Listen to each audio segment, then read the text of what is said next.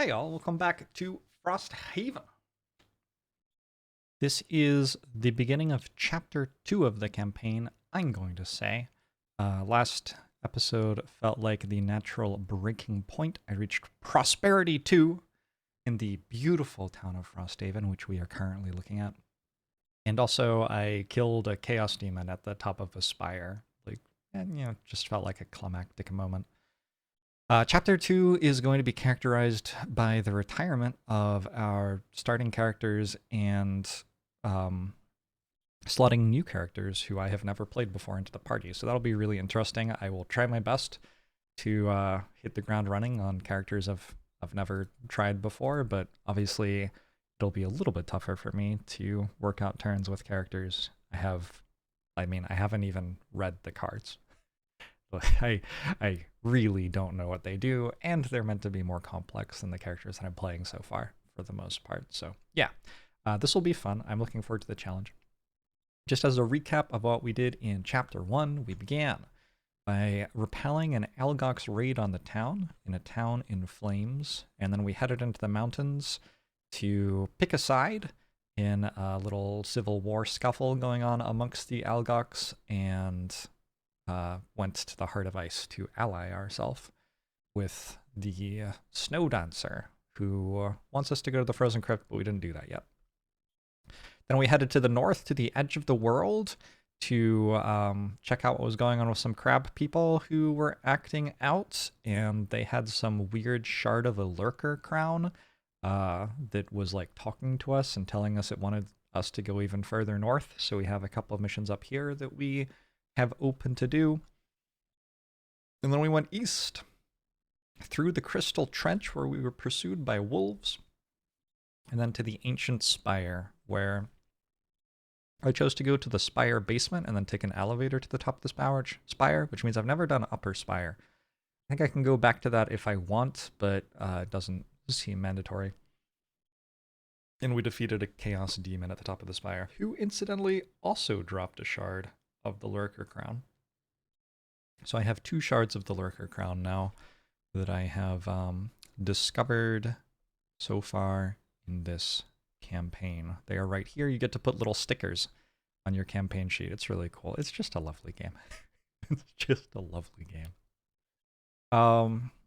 The first thing I would like to do here in Chapter 2 is our party of Zania, Zafir, Mukduk, XCOM, and Achilles Tamir are going to go in search of some robotic bolt shooters.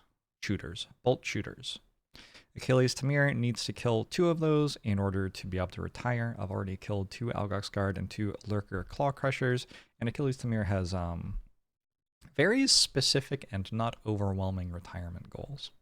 So, the robots seem to be to the east. I could go to the Upper Spire, but I decided to go to the Derelict Elevator instead, a different mission that we have open. And I already have that all set up. It's right here. And I just want to read it for you, and then we'll get going with a mission straight away. This is... Look at all the letters on the board. This is it's a bit overwhelming, but I think, simply put, my understanding of what's going on is we're in this room, and it's like an elevator, and we are going either up or down. I'm not sure. Looks like we're going down. 15D is descending past. This is 15D. And so on the sides of the elevator, there are going to be artillery pieces and things that shoot at us. And then the elevator itself will have enemies spawn and attack us as well. And that's kind of my understanding of what's going on. Anyway, we'll see. I've never played the mission before. It is complete when at least 12 rounds have passed and all enemies are dead. At the end of the round, read 48.2. Introduction. Tall, evil-looking spires are one thing, but you're more curious about the squat structure that sits all alone in this forest of icy obelisks. The structure has been coated, like everything else in this part of the world, in a thick, rock-hard layer of ice. Beneath that, however, the walls appear to be made of some kind of dark metal, that there's no way to be certain without breaking through. So, not having any better option, you get to work on the door. Your equipment takes a beating, but the door takes one worse, and its icy seal finally pops open, revealing a huge lightless chamber. Inside, long rows of bizarre, ruined machines stand amid heaps of soot and broken glass. Moving further, you discover a suspended platform hanging in the center of the chamber. It's an elevator, a circular metal disc, waiting above a deep, not at all ominous shaft. And next to it, you find a panel lined with long unused buttons and levers. You press a couple of buttons, expecting no response, but to your surprise, a string of strange yellow lamps illuminate the shaft below, and the platform shudders. You don't want to miss a free ride, so you jump aboard just as the metal disc starts to descend. You feel good, all things considered. You've conquered this with your muscle and wit. You take a moment to bask in your own ingenuity. The strangeness of this place was no match for you, and yet somehow it keeps getting stranger. Strange like how the lights in the shaft seem to all be turning red. And strange too how an alarm seems to be howling from somewhere below. And far stranger still is the way several panels in the walls around you are opening up to reveal large, rather unpleasant-looking firearms that seem to be pointing directly at you. Very strange indeed. So the rules on Tile 1B, it is a fixed platform we are descending past. We're meant to place 2 damage tokens to the right of it. At the end of each round, it descends 1 floor. We remove 1 damage token from the right, or if there are none there, place 1 to the left. Okay. So damage tokens on the right show how many floors it is above me. No, below me, because I'm descending past it. So it starts off below me, 2 floors below me. And then if there are none there, we start putting them on the left side of it, which communicates that it's now above me. And then if at the end of any round a 3rd damage token will be placed to the left of Tile 1B, the tile is then removed from the map. Any character on it suffers trap damage and is placed in the closest to empty hex on Tile 15. All other figures on it die. A character is one of my 4 party members. All the summons, all the enemies, everything else will die. It might just be summons and enemies. That might be all the other things. The walls between the 2 tiles do not block line of sight and can be moved through, though figures cannot end their movement on them. So I am interpreting that as meaning that if I wanted to move onto this tile, I could go 1, 2, 3, 4, and this would count as a tile of movement, but I wouldn't be allowed to end my movement there, so if I only had 3 move, I'd have to stop here. That is how I am interpreting that, which I think is all right. Okay, I've already drawn combat goals and stuff, but I just remembered that I need to do a road event still. Didn't do one of those yet. Let's do that. Pushing through a set of spindly trees, you find a beautiful cloak swarmed over with scarabs and insects. It has ornate gold threading and looks quite expensive, but whenever you try to grab it, the insects swarm tighter and ward you off. They're fiercely defensive of it. You're always a bit wary of bugs that appear to be on a mission. This could be a harrower in some sort of disorganization. Then again, it could be that someone left candy in a discarded cloak pocket. A harrower. I think this is the first time we have heard about harrowers. One thing I love about this game is there's this entire big world, and it isn't explained to you. You just walk into it, and it just tells you about it as though you already know. So yeah, a harrower is some sort of like swarm of bees that is sentient, I guess. I'm going to attempt to communicate with the harrower. I think it's a harrower. Let's see. Bug in a jar. You release the beetle you've been Wait, what? I do not have bug in the jar. If it is a harrower, it's much too scattered to communicate with you. You try giving it some rations, scooping the bugs closer, and even some old wives' tricks from around the tavern. No luck, no effect.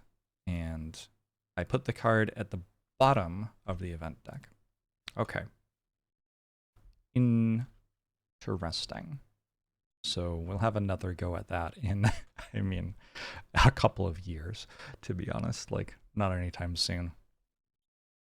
My general strategy for here is, at least for this first platform, I'm assuming at some point, like there's stuff that happens that I don't know yet. I'm assuming at some point this becomes a platform. That seems like it just must be true. I also know there is a treasure chest on this mission, so I'm kind of assuming the treasure chest is on this platform, because it's not here. So I was thinking I'd just walk away from this platform. There are some ancient artillery here. Worth noting also, all my party members are level 3 now, which means all the enemies are now level 4. The way that we decide what level the mission is we Divide our party level by 2 rounded up. So 3 divided by 2 is 1.5, rounded up is 2, and then I'm playing at +2. So I get to 4 out of that. So last mission, everyone was level 2. 2 divided by 2 is 1, +2 is level 3. If I had had one character who was level 3, it already would have been enough. It would have been like, at that point, it would have been, what, 2.25 divided by 2 is 1.125, which rounds up to 2. So just having one character level up to 3 bumps the difficulty of the monsters up. So getting all 4 of them to level up at the same time feels really nice. Just kind of minimizes the amount of... minimizes the inflection point where the monsters are maybe a little bit stronger than us. I think in general what people have told me is that the game doesn't get... The game doesn't really outscale you. You have the ability to outscale the game, rather. Anyway, my plan is just to kind of like walk away from them. And I set up my plan for this turn last night. So I'll be honest with you, I don't entirely remember what it is. But, shall we do it? I'm going to take a look and mess around with it, I guess. Okay, I definitely did change a few things. We do have some combat goals I will go over real quick. My Banner Spear Zinnia Zephyr would like to kill 1 or more enemies of each monster type that appears in the scenario. It does kind of matter. I am, like, almost guaranteed retiring this character after this mission, so the perks don't feel like they matter too much, but I believe this mission is linked, and so... Okay, but actually, I need 3 to get another perk. Maybe it doesn't matter. It's not a huge deal anyway. I decided not to take Mugger or Bully. My Drifter has Ravager. Perform 2 actions with lost icons in the same turn. I think my Drifter's pretty good at that. Bone Shaper has Masochist and the scenario with a hit point value of 3 or less. Bone Shaper's excellent at that. Missing Zealot and Prohibitionist if you care. And Specialist for Achilles Tamir never perform basic action, which I think we're pretty good at achieving at this point in the campaign. I didn't take Prepper, it felt a little slow. This definitely doesn't feel like a mission where I want to be spending tons of time at the start not doing anything. I didn't take Gambler.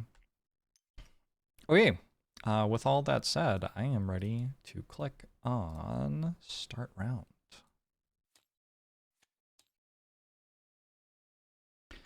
We got some Ancient Artillery. Never fought Ancient Artillery before, but a thing to note is this doesn't have any movement. So I'm assuming that they don't move. Also immune to being muddled, which doesn't matter that much. Attacks for 5, which is a big number. It wants to push everything within 1 range of it, 2 away from it. It wants to attack something within 5 range for 2 less than normal, and it's going to shield itself for 2. So like a defensive shot, kind of. Is that what this is called? Defensive shot? Defensive ordnance. Okay, that was close. That was a guess, believe it or not. Anyway, my plan though is to run away from them. 1, 2, 3, 4, 5. Yeah, I'll just be out of range of them. So I'm going to use the bottom half of Combined Effort and grant 2 allies within 2 range a move of 2, and move 2 myself. And put my Banner Spear here. Oh, I'm sorry. Before the round starts, I get to summon a Wraith. Because my Bone Shaper gets to summon Wraiths on turn 1. What are the Ruined Machines doing? They're moving, attacking. If the attack was performed, all adjacent enemies suffer trap damage and the Ruined Machine dies.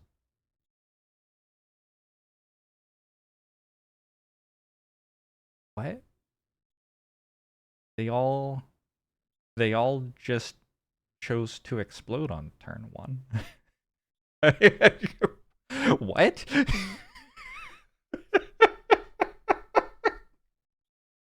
Oh my god, this game is so funny sometimes.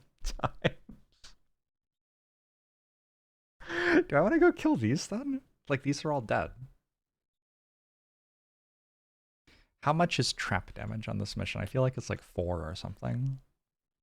Oh my god, trap damage is 6. Okay, so I guess it's also 6 that goes through defenses. Okay, I guess I do have to be a little bit wary then. How far do they move? I have 2 movement. So could I perhaps run away from these ones? Leave them to kill later. 6 trap damage. I kind of feel like if I lose a card or 2, does it even matter? 1, 2, 3, 4, 5. All right. Don't know. Let's put our Deathwalker here. I will note that there's nothing saying... There's nothing here to me that says that they will seek to be adjacent to as many enemies as possible when they explode. So if I am set up like this, my belief is that 3 of them will attack my Banner Spear and explode at my Banner Spear. 2 of them will attack my Drifter and explode at my Drifter. And other than that, like that's it, basically. So yeah, I'm gonna make that move. I also have the top half of deflecting maneuver here. All attacks against me this round gain disadvantage. It doesn't, I guess, matter much who I attack. Let's attack this one. It has 8 health. Maybe I can kill it before it moves. +0 on that attack, so I hit for 2. And that's my turn. The Ancient Artillery now go and miss. I'm more than 5 range away from them. It's now my Deathwalker's turn. So my idea with my Deathwalker had been to use the bottom half of Call to the Abyss, not the top half of Call to the Abyss. I can use the bottom half of Call to the Abyss to place a Shadow and a Hex within 2 range immediately at the start of the battle, without having to use the top half of a card to set myself up for later.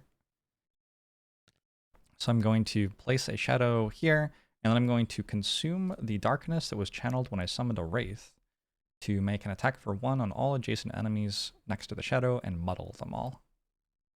So first I'll go against the one that's now on 6 health. Oh, I need to flip this and shuffle it, obviously. +0. Then against Ruined Machine number 4, +1 on that one. And then on the last one, +0.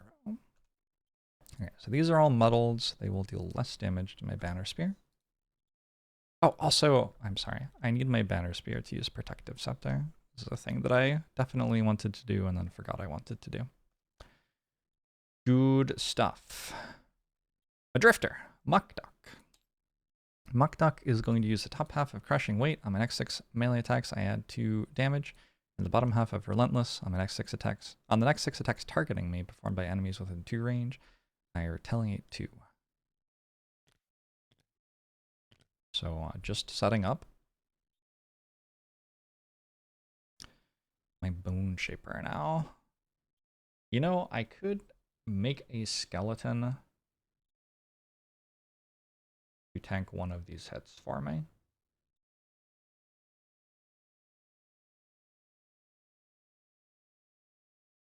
Oh yeah, these already moved.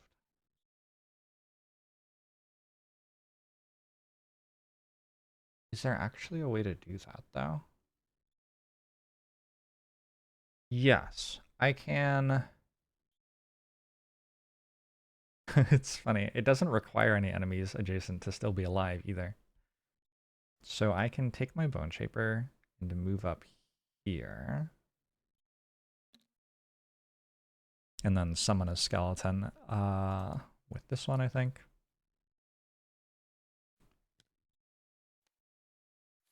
Right here. That hits me for 2, gives me an experience. And the big point is, now that skeleton's going to tank one of the hits from my Banner Spear, and that probably stops me from having to lose at least 1 card, I imagine. Also, my Drifter's using Protective Scepter for my Banner Spear. Yeah. Okay. So I am set up for these ruined machines to run at me and explode. This is very funny. We'll see what happens. They're attacking for 3. Ruined machines are immune to poison, by the way. At the end of last episode, when I leveled up my Bone Shaper, I took a card which lets me poison enemies really efficiently. And immediately I fought against ruined machines. I found that kind of funny. Okay, this moves up and it attacks Muck Duck. It's a -1 on the attack modifier, so it hits for 2. I'm going to use Chain Vest, actually. Well, it hits for 1. No, it hits for 1 because I have 1 shield. That's fine. And yeah, I mean, it gets retaliated against for 2, but that doesn't do very much. These are my items. Yeah, none of those feel very relevant. Then it explodes, and all adjacent enemies suffer trap damage, which is 6. Kind of obscene. It's a big number, right? Okay. Are my boots of transference when you spring a trap by entering its hex? Okay, so no, they don't apply here. Next up is Ruined Machine number 4, which wants to attack my Banner Spear. I am going to... No, I don't have to use Crude Hide Armor, because it's already getting disadvantage in the attack. +2 or +0. I will take the +0. Hits me for 2. Then it explodes. Oh, God. It just kills the skeleton. I'm trying to decide what I... Well, that made my turn pretty bad, didn't it? Look, it wasn't my greatest moment. That's fine. Skeleton is dead. And we take 6. 1, 2, 3, 4, 5, 6. So I'm burning 2 cards. I can use Deathproof Charm to prevent one of them. But yeah, I'm going to have to burn a card for the second trap damage. Alright, this elite goes now. I'll run up to my Drifter. They'll attack my Drifter. -1 on that modifier, so it's only hitting me for 1. I'm at 7. I'm going to use Crude Chain Armor to make that 0. Then it explodes and hits me for 6. I retaliate against it again, which again doesn't matter. And then what order did these go in? Number 3 goes with disadvantage, so hits for only 1 through my shield. Then it explodes. I have to use Deathproof Charm.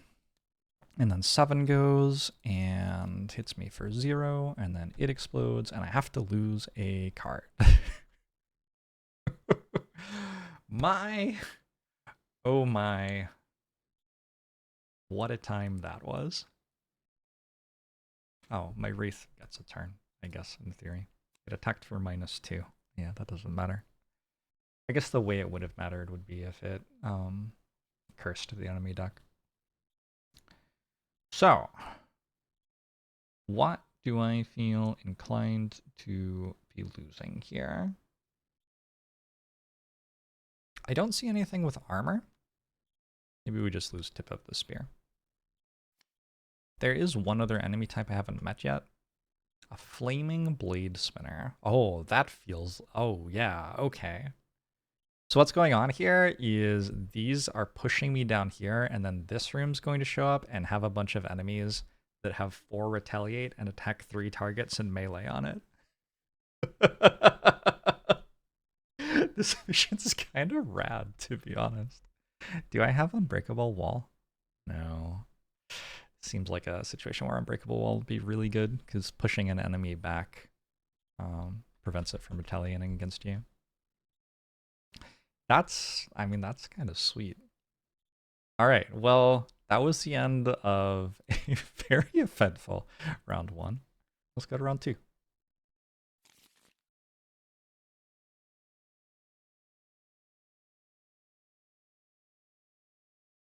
At the start of the second round, so already, I am meant to be reading 90.3. Oh my god, look at all these sections that are relevant. 90.3. Bullets ricochet off the walls. You do your best to avoid them while trying to disarm the security system, but being on an elevator isn't making it any easier. The platform continues to descend as you fight, and now a shower of pebbles and dirt has begun to fall from overhead. The rain of debris seems relegated to only one section of the lift, but you don't know for how long. Pebbles rain down at each A. This has no effect yet. At each A. So that's an A, and that's an A. So I guess we probably want to move away from those. I am going to guess that at like the end of the round or something, there will be AoE damage around that tile. The start of the 4th round is when I do my next thing. I guess another possibility is enemies spawn there. Yeah, that also seems possible. Anyway, I don't think I'm going to try to kill these. Let me take one of these off. So that's done. This is now 1 floor below me. Yeah, I think I'm just walking away from them. So I can spend some time healing and buffing myself and everything, and then presumably some more enemies will come to fight. So, for now, we're just kind of buffing ourselves. The ancient artillery wants to push everything within 1 range of it, away 1, and then it's going to attack at 3 range with AoE. Well, I'm not going to be next to it. So first, I'm going to try summoning a Banner of Hope. I've never summoned this banner before in this campaign. I think I've summoned it once before in the board game, like the physical board game. The Banner of Hope says at the start of their turns, grant allies within 3 range, heal self 1. So the idea is this is to heal me. Straightforward. Then I'm going to cast Regroup. I think I'm going to cast it on my Drifter, who will gain 2 health and regeneration. First thing that happens in my Bone Shaper's turn is the Wraith is going to move toward the cannons, which doesn't make me happy. It's not really what I want. I'm going to move my Bone Shaper, meanwhile, away from the cannons. Pick up some stuff. Oh, I did not check. This is actually kind of a big deal. What sorts of potion resources are there? Do I have that one already? Which one is that? Rock Root or something? No. I don't remember which one that is. Let's go check. This is a big deal. It's this one, which is Rock Root, which I already have. I've already found Rock Root. Okay, so picking up potion resources doesn't do anything. I guess the best person in theory to be looting in terms of retirement quest is actually Muck Duck here, because it gets us closer to having 120 gold or whatever. That said, I don't know, like, I'm fine with picking up some loot. We don't have to min-max the loot quite so aggressively. So 2 loot pouches, a coin, and a medal.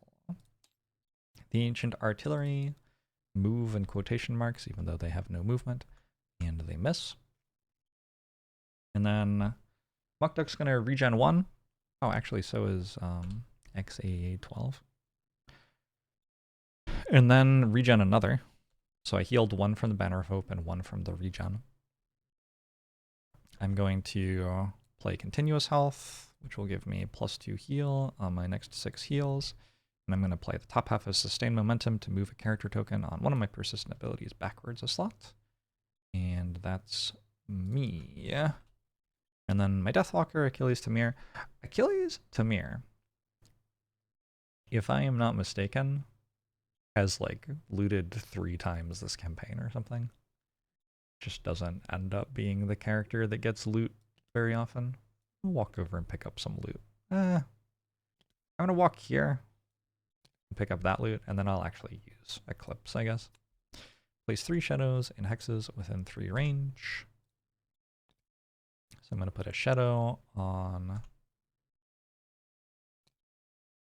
tile A shadow here, and a shadow over here underneath my Drifter.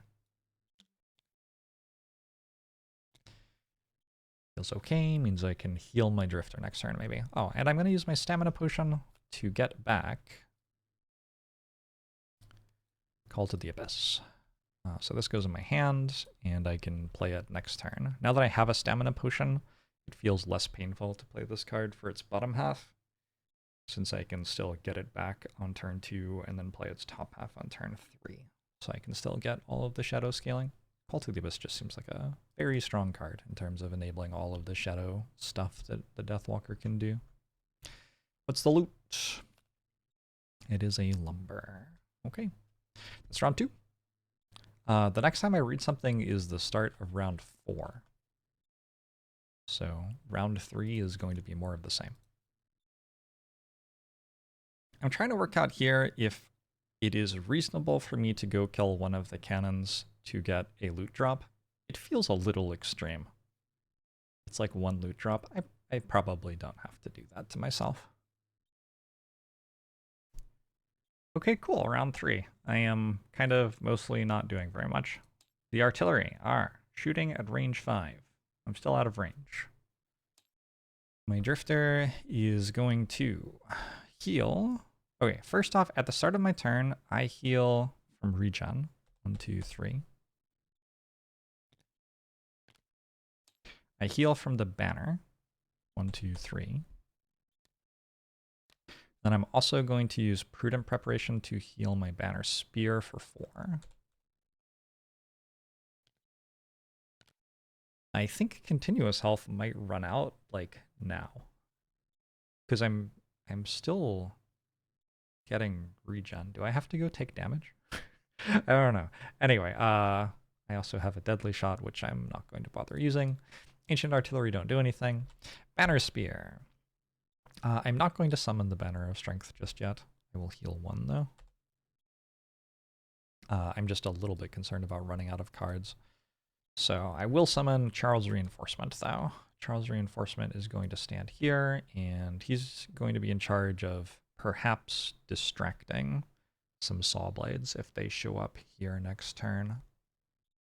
Yeah, I'm just not even using Rallying Cry, that's fine, just throw it away. My Deathwalker is going to play Call to the Abyss, so I can mark things for death to create shadows from them now. And I'm going to use Forceful Spirit's bottom half to teleport to a hex next to a shadow. Go here. Actually, let's just go here. Ugh. Not sure I love that.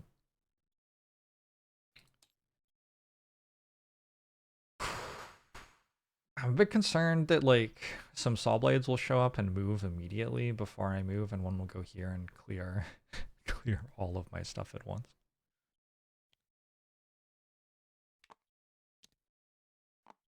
I'll go here. Okay, and my Bone Shaper. First, my Wraith moves forward. I don't really want my Wraith to move forward, so in my Bone Shaper's turn, I am using Command the Wretched to grant my summon a move, and I'm going to have my Wraith move backwards. And I also have Transfer of Essence. Oh, I heal 1, by the way. Now I'm at full health. I can pay 2 to heal an ally for 5. 1, 2, 3, 4, 5. Banner Sphere is at full health. Okay, I have done a lot of healing. That's the end of round 3. At the start of round 4, I am meant to read an entry, but I don't know what it is before I've chosen my cards. I'm pretty sure. Yeah, I choose my cards before the start of round 4. So I have to choose my cards, and then we will read what's happening next. I have hopes this turn. My general hope is enemies will spawn, and I will get to target one of them with the bottom half of Bone Dagger, and then immediately kill it to summon a skeleton. That is my general hope. Will it happen? I don't know. I don't know what's about to happen. At the start of the round, though, I am meant to read section 27.2, which says, what were once pebbles now are stones and cracked brick. Fist-sized hunks of rock have begun to fall from above and then crash loudly onto the metal floor. It seems the shaft is collapsing. You keep clear of the shower, but now more debris is beginning to fall elsewhere. Place 1 debris in each A. Any figure occupying A suffers trap damage and is placed in the closest enemy hex. Spawn 2 ruined machines at each H and 1 ruined machine at each G. These are normal for 2 characters, elite for 3. Elite, they're all elite because I'm playing with 4 characters. Set up tile 1D as depicted. This tile follows the same rules as tile 1B. Place 2 damage tokens to the right of it. Okay. Good grief. Pebbles rain down at B. At the start of 7th round, we have to deal with pebbles, which are currently raining down at B. Okay. So let me see. Well, first off, this does something. Okay. A thing that it didn't do, it didn't make debris for me. So I'll have to work out how to spawn in some debris. Okay, work that out. I'm spawning 2 ruined machines at each H and 1 at each G. So 1, 2, 1, 1, 2, 1. Something like that. And then also we have these ancient artillery. This disappears at the end of round 5, so it is still there for right now. That's kind of overwhelming, right? That is an awful lot of enemies. Let's see what they're doing. The ruined machines are moving. If the move ability was performed, they suffer a damage, and then they are making regular attacks. The ancient artillery are pushing everything next to them. They are making an AoE attack at 4 range. How large an AoE is that? It's a triangle. Okay. So like they could hit these 3, for example. Probably want to make it so that's only hitting 2 things instead of hitting 3 things. They are going to hit the Banner of Hope. I might just have to let the Banner of Hope die, which feels kind of bad. This one only has 4 range. Okay, they're all going to try to attack my Banner Spear too. So before my Banner Spear actually takes a move, oh, these ones are out of range, obviously. And then these only have 2 movement, so they move before my Bone Shaper does. Oh god. Oh god. Is there like a thing I can do? I can grant 3 allies within 4 range moves of 2, and that gets my Bone Shaper and Wraith away from those enemies. It does kind of set me up in a spot where I am even more so getting killed by AoE though. Druid machines go before the ancient artillery? Okay, so Charles' reinforcement will already be dead. I think my plan is use the bottom half of Pinning Charge, grant 3 allies within 4 range moves of 2. Let's get y'all away from these ruined machines. I just don't need them to be making attacks this turn. That seems very needless. Oh, before my Banner Spear moves, Charles' reinforcement moves. Oh, interesting.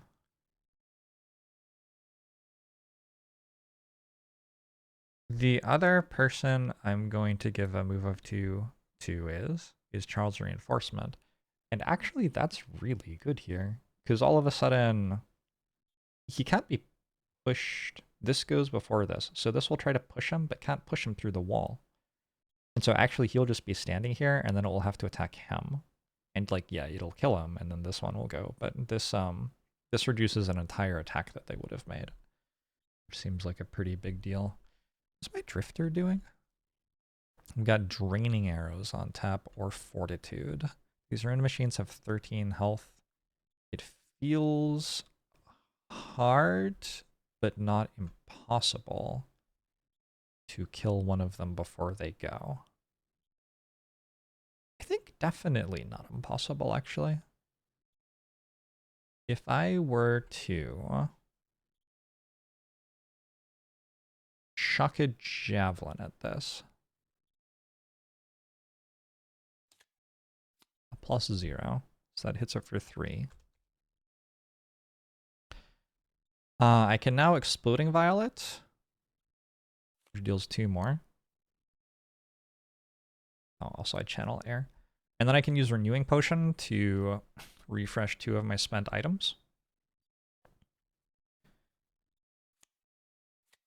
And then I can Explosive Vial again.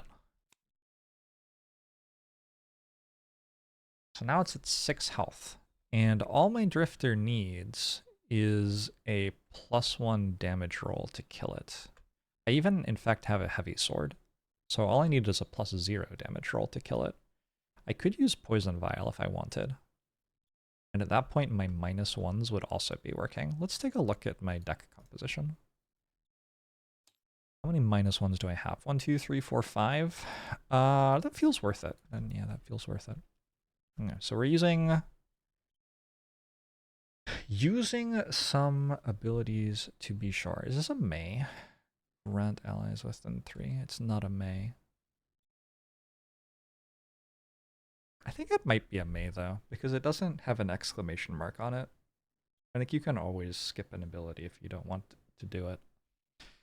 Regen though, I don't believe is a May. Let me check that. Interesting. I still don't know. I'm going to look it up online. Okay, I've looked it up. It is optional to perform heals off regen and off the banner. So when my Drifter starts his turn, which is now, I can heal 3 from continuous health.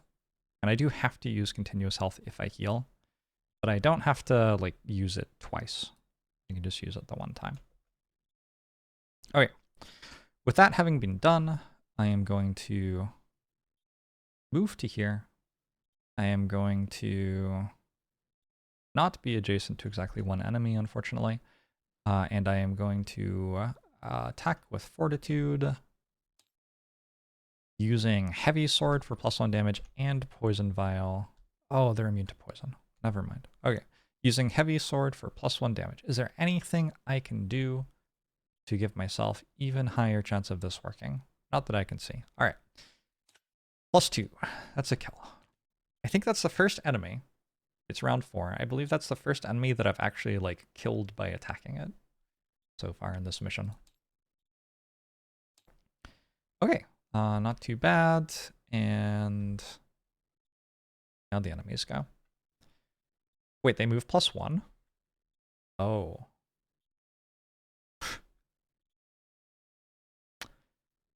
Well, fuck. Pardon my language. Okay. I didn't realize that. So, okay. So Ruined Machine 4 will come here. It's attacking my Banner Spear. I'm going to use Crude Hide Armor to make it so on the next 2 attacks against me, the attacks gain a disadvantage. It takes 1 damage because it has performed a move ability. It's only attacking for 3, and it's with disadvantage, -1, so 2. I think I might as well use my Heater Shield, so I take 1 damage.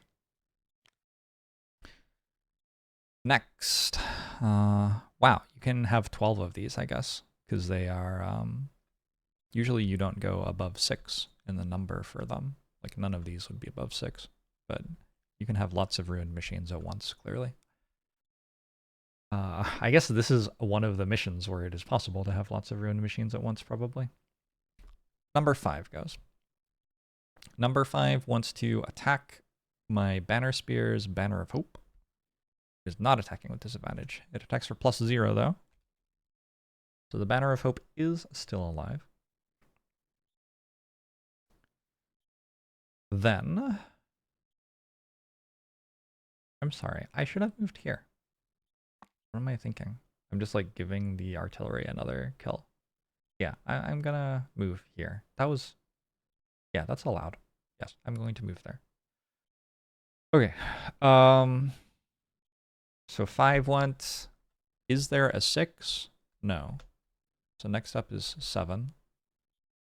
7 will come here. 7 will attack with disadvantage. +1 damage. So that is 4 damage. And my Banner Spear's crude hide armor is used. Okay, that was 7. Now 8 will attack my Drifter. +1 damage. So that hits for 4. Regen's gone. I do retaliate.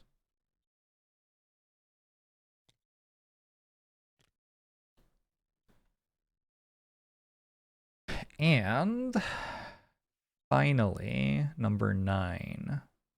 Would rather attack my Wraith than my Bone Shaper. Huh. I'd prefer this was on a +1. Okay, -1. The Wraith's still alive. It has 2 shield and 1 health. So when it gets attacked for 3, it has to not have a +1 on that attack and it stays alive. Next, some Ancient Artillery. There are actually so many enemies. This one misses. That's number 1. Number 2 here is going to push Charles Reinforcement, which doesn't work. There's no tile it can push Charles Reinforcement to where Charles Reinforcement is further away. Then it's going to attack Charles Reinforcement with disadvantage for 4. Hits for 2, which kills. You know what? He just achieved a lot for us, though.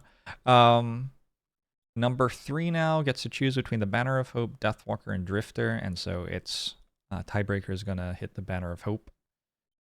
And yeah, the attack's for 4. We hit the Banner of Hope first, and then it's an AoE triangle, so we'll also hit Banner Spear. It's an attack for 4 against Banner of Hope, +1. The Banner of Hope is dead.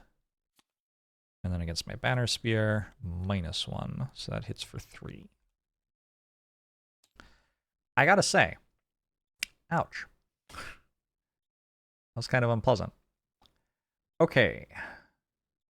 Let me just check what sort of attack my Deathwalker is doing. Strength of the Abyss.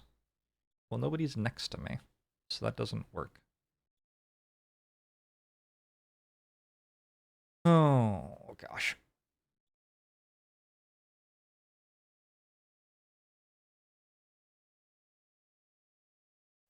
Okay. First thing that happens on my Bone Shaper's turn is that the Wraith moves. I'm going to have it move to here, and then it is attacking this ruined machine. +1 damage, so 2. Then my Bone Shaper actually takes a turn.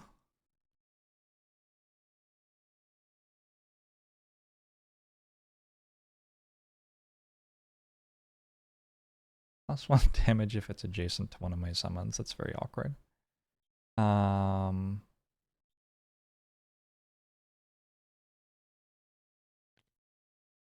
Guess maybe it's better to move the Wraith here. I think it is, yeah. Okay, so I'm actually going to move the Wraith here, and that way Decaying Will's hitting for +1 damage. We channel Earth, and it's just an attack for 2. -1 is 1. It also doesn't apply poison. Oh, gosh.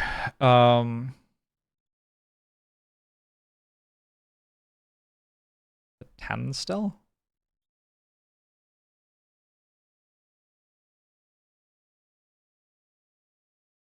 Let's use Translocation Rod to move my Deathwalker.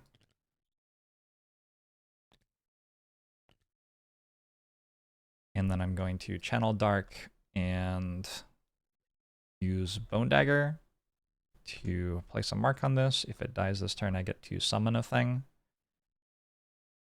And curse the enemy deck. This is really sketchy. I think we're kind of feeling the shift from level 3 enemies to level 4 enemies right now. That is certainly how I'm feeling about this. I wish that I'd also used Spyglass this turn. I think it was the right turn to use Spyglass. Because now it comes down to my Deathwalker. Can my Deathwalker kill the enemy that's standing in front of it or not? We have an attack for 5. To start, I have no way to buff that attack with items. We just make our attack for 5 plus 0. Let's set it 5. Not dead.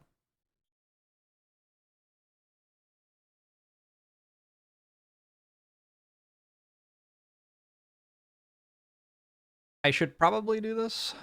Deal 3 damage to something, remove a shadow.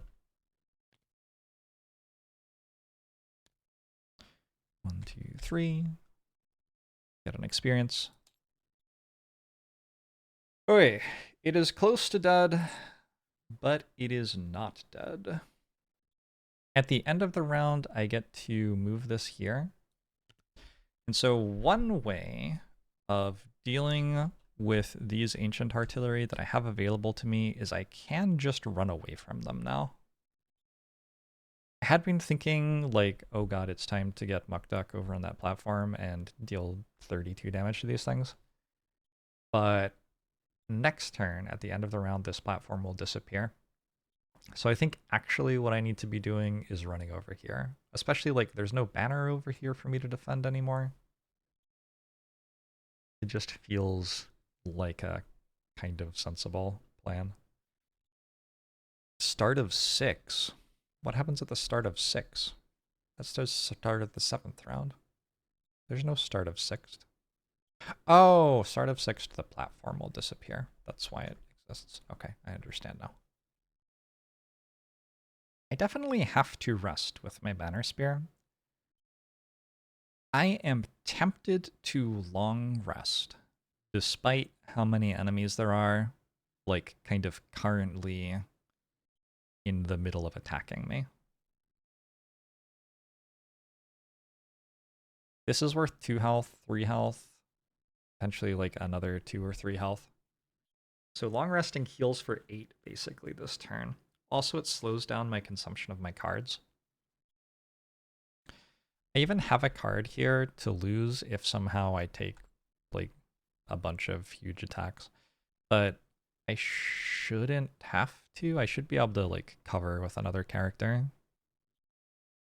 Yeah, I think I'm gonna go for a long rest. Welcome to round 5. Round 5, round 5. This is the last round of these ancient artillery existing. They want to focus on farthest enemy within 7 range. I guess I am not going to escape from their attacks then, probably. Okay, what do the ruined machines do? They move and attack for very little. All right. The first thing I am doing this turn, okay, actual first thing that I'm doing this turn, can I get out of range of these ancient artillery? They're not attacking for that much, right? They're all attacking for 4. So it's certainly not nothing, but it isn't tons either. I think I just have to let them all attack. In order to get away from them, 1, 2, 3, 4, 5, 6, 7. I could move my banner spear and bone oh, my banner spear is long resting, so my banner spear can't move. Okay, so my banner spear is in range of every single one of them. So yeah, I have to let them attack me, unfortunately. Okay, well, at least they're not doing like a big AoE attack. With my drifter this turn, oh, I should also check these ones. Yes, I already did. They are moving and attacking, pretty boring. This is not marked for death by my Bone Shaper anymore because that ends at end of turn, but it is by my Deathwalker. I'm going to use Shockwave here, which gives me 1 shield on my Drifter for the rest of the turn, and then I'm going to use Dual Bow, which attacks 2 targets at 3 range. This is my new card. I think I'm okay with moving where I moved, and then I'm going to attack this, which has 2 health, and is dead. And I'm going to attack this, which has 13 health. This should be at 12 because it used its move ability. Plus 1. 1, 2, 3. Cool. We're doing some ranged attacks. I don't really know what my drifter is all about. I sure have 3 cards in play, none of which buff ranged attacks, but you know what? It is what it is. I'm also going to use Amulet of Life, which will heal me for 3. Continuous health is on its last slot there. My Deathwalker goes now. I am moving my Deathwalker to this shadow using Shadow Step. This movement must end in a hex with a shadow. And then I'm going to attack for 3 on this Ruined Machine number 5. A -1, so I'm going to attack for 2. It's kind of wild how you deal less damage when you don't have a Banner of Strength in play. Something I'm like maybe slightly concerned about, I guess. Okay. And then for the first time this campaign, I'm going to use the bottom half of Fluid Knight.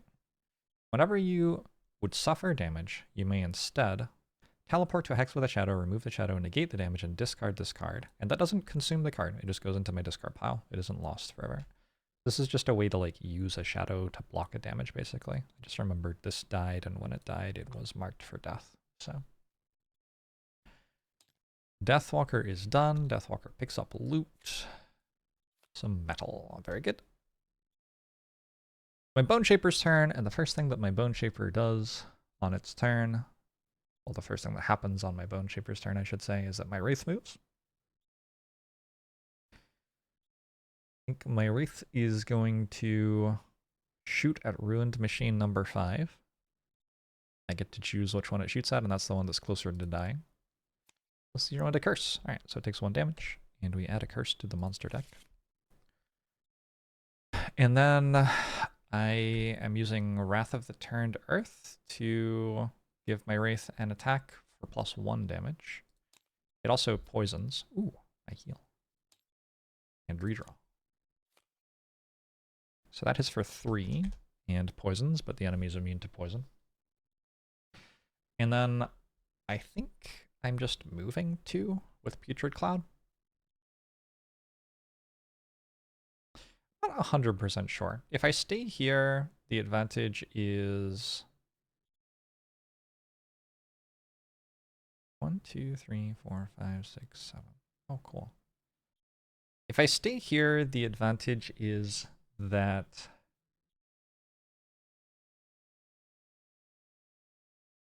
no. Oh, it's actually fine. Okay, this avoids me getting attacked again. Does mean my Banner Spear gets attacked instead. But maybe that's okay. Drifter's at full health? I thought my Drifter was at full health. Did I not just use a thing to get my Drifter to full health? It's possible that the game lagged when I pressed the button the 3rd time. Sometimes I get game lag. Oh, 2 loot. A rock root, cool. I already have one of those, unfortunately. We'll just play down a health on Drifter if it is the case that the game lagged, stopping me from getting my heal. Alright, anyway. The Ruined Machines are all attacking for 2. They don't attack for tons, do they? This one's attacking my Deathwalker, who is on a shadow. It was actually, I actually wanted that to hit instead of crit missed twice. That's fine, I guess. Who's next? Oh, this is actually meant to go first. So it will attack my Banner Spear. +1 damage, so that hits for 3. Number 7 attacks, also a curse, okay. And then number 9 attacks. It'll prioritize my Drifter. +0. My Drifter has 1 shield this turn. Retaliates for 2.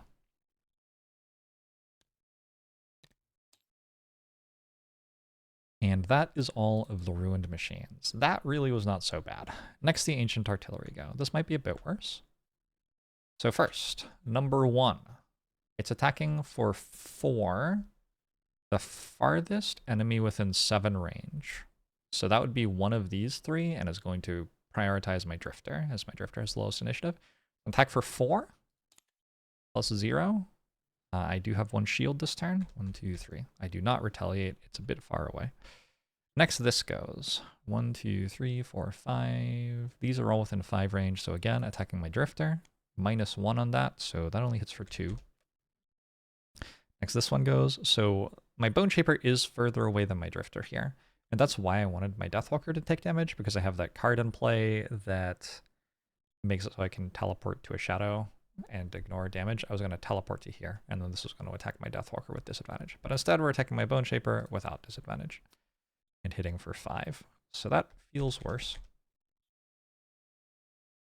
Maybe my computer needs a reset. I'm getting a lot of lag. It might just be like this mission. It's weird to be like playing a board game and thinking, gee, maybe the board game's responsible for the lag.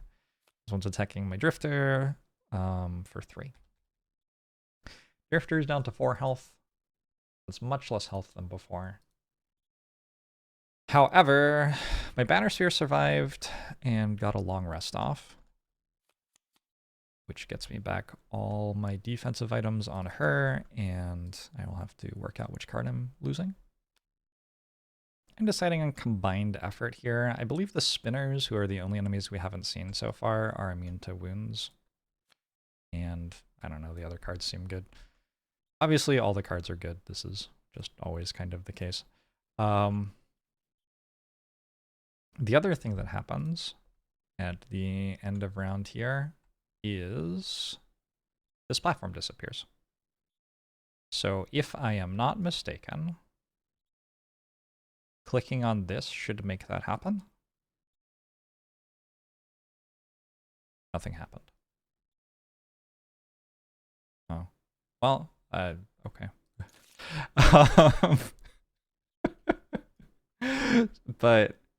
But it is right, yeah? So at the end of round 1, I took 1 away from here. At the end of round 2, at the end of round 3, at the end of round 4, and then at the end of round 5, there's nothing.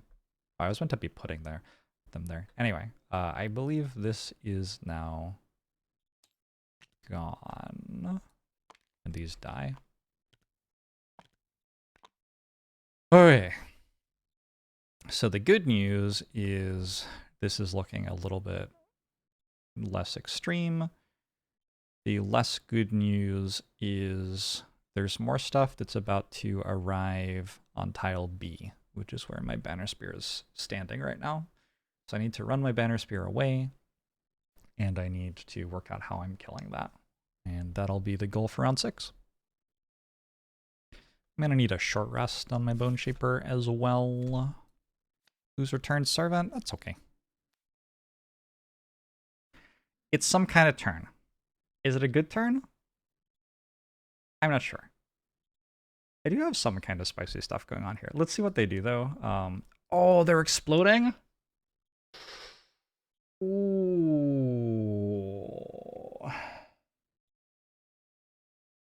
That might make it worse. What are the Ancient Artillery doing? They are attacking at 5 range, and all enemies adjacent to the target suffer 2 damage as well. So, big attacks at 5 range. 1, 2, 3, 4, 5. Okay. This feels like I picked some cards I could play this turn, but ultimately the thing I'm actually going to want to do is just move. Do they explode? As long as they attack, they then explode. Okay. Yeah, the thing is attacking doesn't really matter that much in this spot, so this is mostly going to be about just making sure I don't die. I don't believe any of my allies are standing on a shadow, which feels like an oversight. My Deathwalker is kind of just passing turn.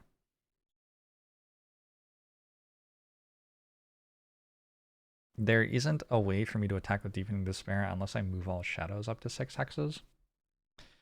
And doing that much work to kill an enemy that's going to die anyway doesn't really make that much sense, right? So, I think that's fine. Oh god. Oh god. Oh god. If the attack was performed, so if I used Rallying Cry, the top half of Rallying Cry to disarm something, it would no longer explode. That's interesting. I'm just trying to work out, like, Is there a thing my Deathwalker could do that would matter here?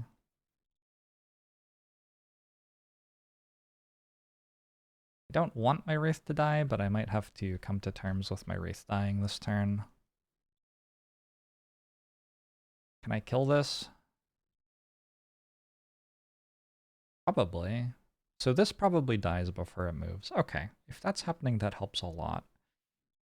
I would have to be 1, 2, 3, 4, 5. I'd have to be over the center part with everyone for their attacks not to happen. And that doesn't feel like it's a thing that's plausible, unfortunately.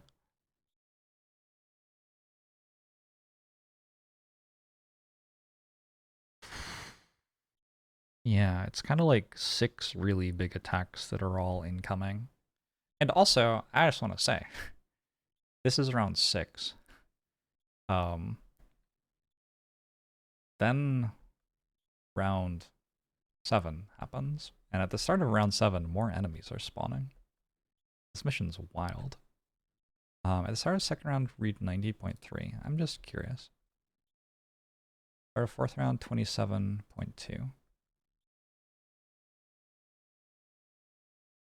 It follows the same rules as tile 1B. So that disappears. This happened at the start of round 4? Is that right? 27.2. That's where I am. We start by going to 90.3. Start of the fourth round, 27.2. So end of fourth round, end of fifth round, end of sixth round, end of seventh round, end of eighth round. That should die. So start round 9.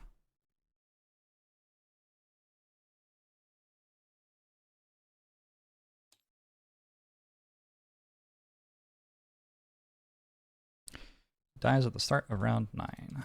Okay.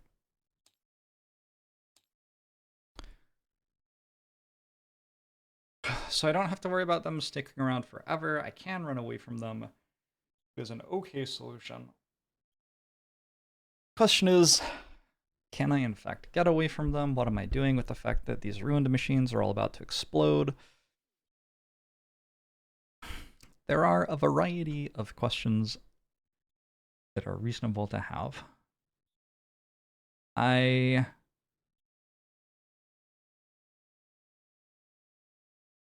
guess one of the questions is whether it is worth it to burn an entire card to kill this. It's probably already dead.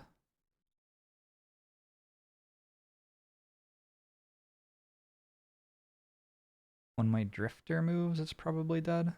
I can get everybody out. Let's just get everybody out. Okay, so my Deathwalker doesn't have to run.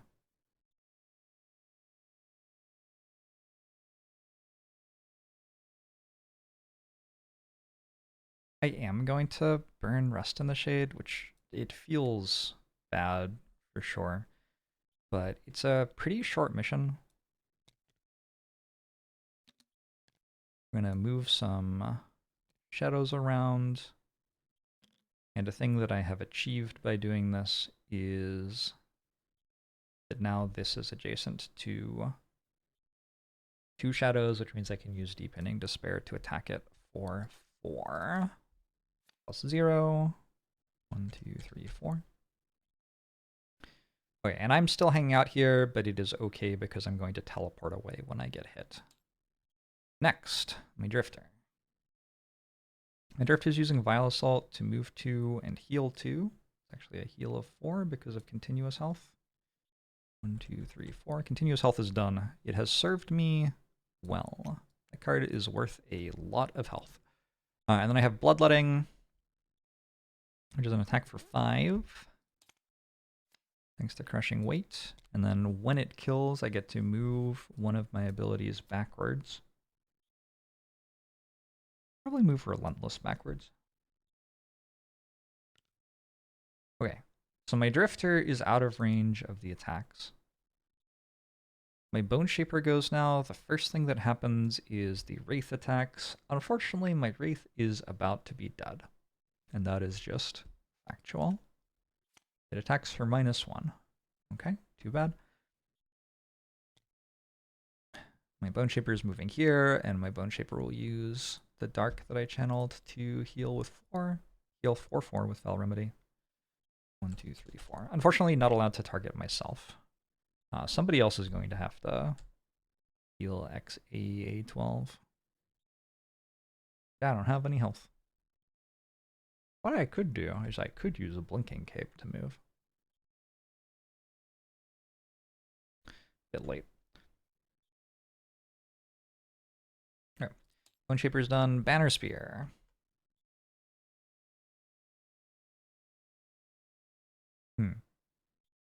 Thought I was slightly better than I am at moving here. Well, I'm going to use my jump shoes, which I haven't had a reason to use too much recently. And I'm going to, I guess, move to here. So one will attack me and one will attack the Drifter. And then I am going to use Javelin because why not? There's also no reason to do it. Like, the enemy will die before this matters. But yeah, I will chuck a Javelin, why not? Oh, kill one or more of each monster type? Well, that was never happening in a million years. Hey, hit for 5. Yeah, because I'm not even killing one of the artillery, so this combat goal was just not actually achievable, it turns out. I'm mostly not thinking about combat goals right now because the mission is feeling quite challenging. I still haven't used Specialist. I have been thinking a little bit about that. Okay, the Ancient Artillery go. First, Ancient Artillery 2 attacks my Death Walker. Oh, this isn't going to die. I thought it was going first. Yeah, I'm just wrong. Okay, well, it attacks my Death Walker. It hits for 0 because I remove this shadow and teleport away. And when it does that, my Wraith dies to the splash damage. I get 1 experience. I get 1 dead Wraith. Still have lots of cards on Bone Shaper, though.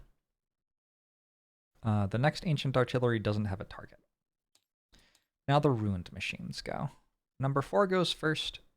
It wants to move to attack my Drifter, rather, and I don't have to move it, so it hits 2 things. Going to attack for -1 on an attack that started out being for 3, so that's 2 damage. And then it's going to explode, dealing 6 AoE damage around it. Ow. Next one's going to attack my Banner Spear. I will use Hide Armor for this.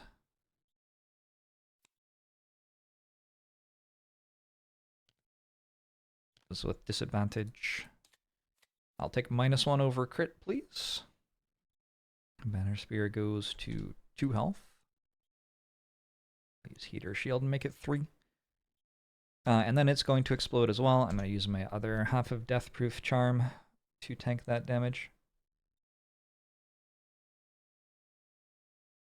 Oh, this one moves first. Which, it doesn't matter, I guess, because I'm just going to move forward. The attack doesn't get performed, so the Ruined Machine doesn't die.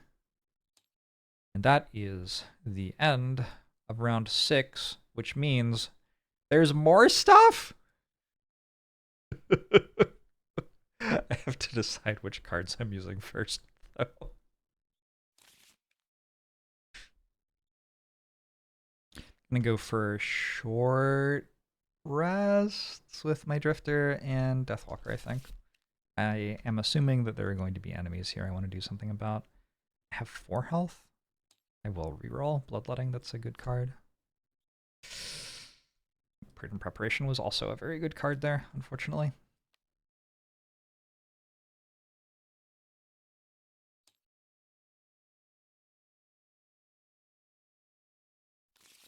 And then with my Deathwalker, I am losing Restless Spirits. No. Reroll. I am losing Deepening Despair. That's the one that lets everybody teleport. That's okay. Doesn't seem like a mission where that card's really shining. So I have a turn planned. I am not dead yet. I still got cards. I've still got some health. I've used an awful lot of things. But the board is currently clear. The problem is, of course, that at the start of round 7, I am meant to read 44.2. The shadow casts from overhead. You turn to where the first debris began to fall and watch as a bulky mechanical creature lands, thudding onto the platform next to you. Several blades extend from its body, and the creature begins to rotate, spinning faster and faster, filling the air with a high-pitched scream.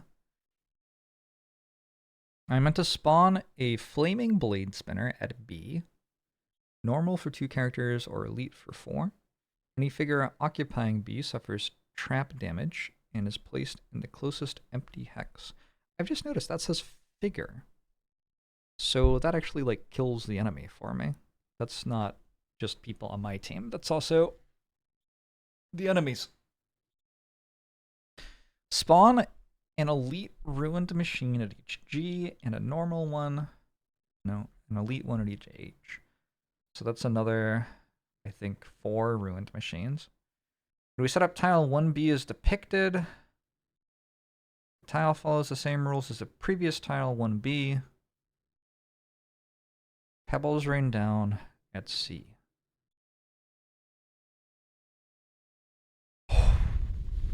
When's the next thing? Round 9. Okay. So start of 7.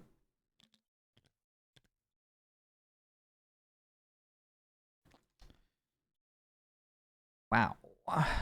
This dies? I believe that's right. This spawns here. We got one of these here. We got one of them here. One of them here. One of them here.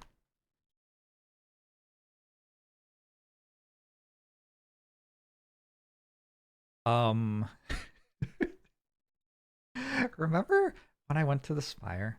When I went to the Spire, I thought to myself, this will probably be the harder of the two. The derelict elevator looks like it isn't where like the bosses are and stuff, so probably not that big a deal. Starting to suspect I might have been wrong. Start of round 9, that dies. This thing, end of 7, end of 8, end of 9, end of 10, end of 11.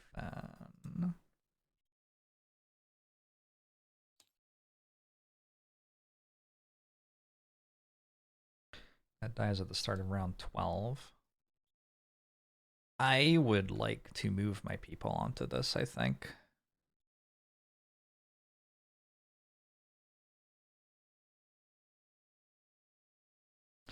It actually seems really good to move my people onto this. Because not only do I get in the face of the Ancient Artillery and they have trouble doing stuff, but also I am no longer in melee combat with anything else. If I have people here, these enemies cannot move onto the elevator and can't attack me through the wall. So that is going to be my hope and dream for myself. Can I do it? I don't know. I've already decided my cards for the round. Okay, what's going on? The Flaming Blade Spinner. Oh, by the way, the Flaming Blade Spinner. This has 3 move, 4 attack. It attacks 3 targets with 4 retaliate. And it's immune to wounds. So that deals so much damage. It's basically my observation. The ruined machines are moving and attacking. The artillery are... Oh, they're doing an AoE thing, which is kind of mean if my plan is to go stand next to them. But I think my plan is still to go stand next to them.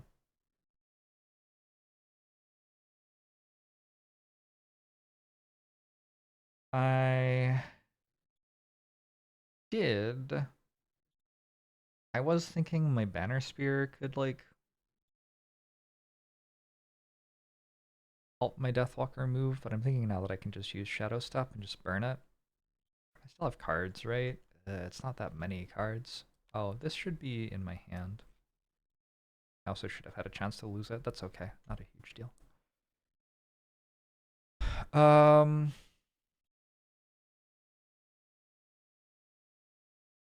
guess I can move a Shadow 4 hexes and then run in with Shadow Step. I suppose that's fine. I think my Banner Spear might be dead, actually.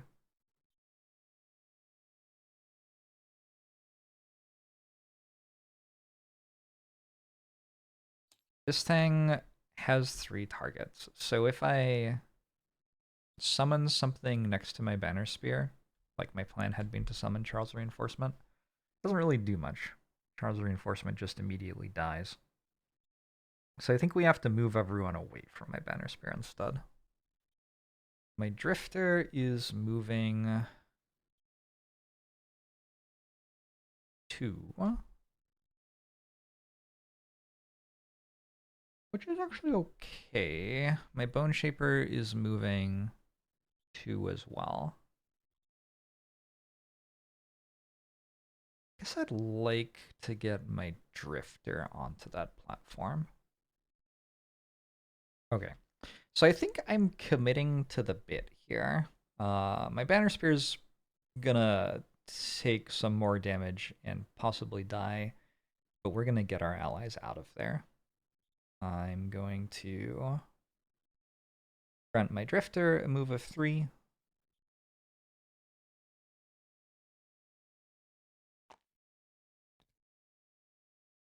I'm gonna grant my Deathwalker a move of 3. And I'm going to play At All Costs, which heals all wounded allies for 3. 1, 2, 3.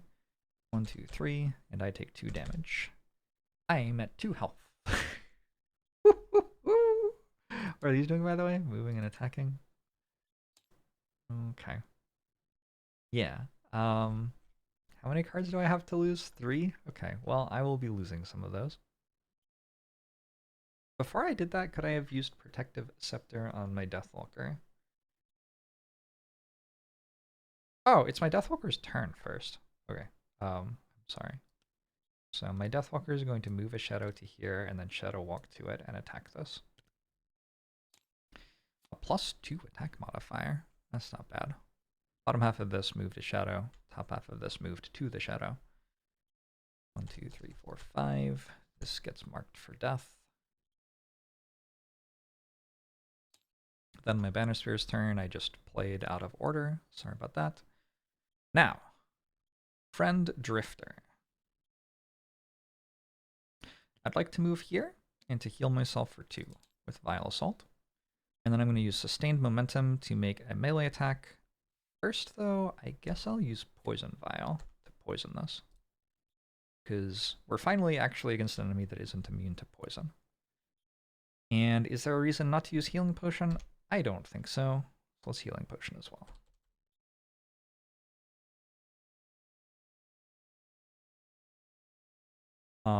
Then we use Sustained Momentum. +1 experience. It's an attack for 4. +1 from the modifier, +1 from poison is 6. And I can move this back again. And it's my Bone Shaper's turn. We feel sad that the Wraith is dead. This is a thing that happens, I have noticed, as you get into more complex missions. Your Wraith just kind of starts dying. So my Bone Shaper can use Blinking Cape to get in here at any time. If I do, though, I take 4 damage extra from this. Which seems kind of bad, right? So I think instead what I'm going to do is just stand where I am. And I'm going to use the bottom half of Command the Wretched to grant my Drifter melee attack for 5. We get +2 from Crushing Weight and +1 from Poison. That hits for 8. Unfortunately, I did not quite kill the enemy. Feels like I could have gotten a bit luckier on attack modifiers and actually gotten a kill there. Okay, enemy turn now. The Flaming Blade Spinner moves. So since it's seeking multiple targets, it moves to where its focus is, which is my banner spear, and then it looks to see if it can move to hit even more stuff. It cannot. It will attack for +1, which is enough to force me to burn a card. Let's burn a card. I'm going to burn Spinning Charge. Holding on to a move 4 card for next turn feels like extremely important because maybe I can get out of here. But I mean, also maybe not. That's the Blade Spinner done. Ruined Machinery goes now. Is that number? That's number 7, 2, 8, and 6. So number 2, number 6. We'll move here and make an attack. It's an attack for 3. Oh my god. That's unfortunate. Yeah, nothing I can do about that. I am down a card. Next, number 7 moves here and makes an attack. +0, down another card.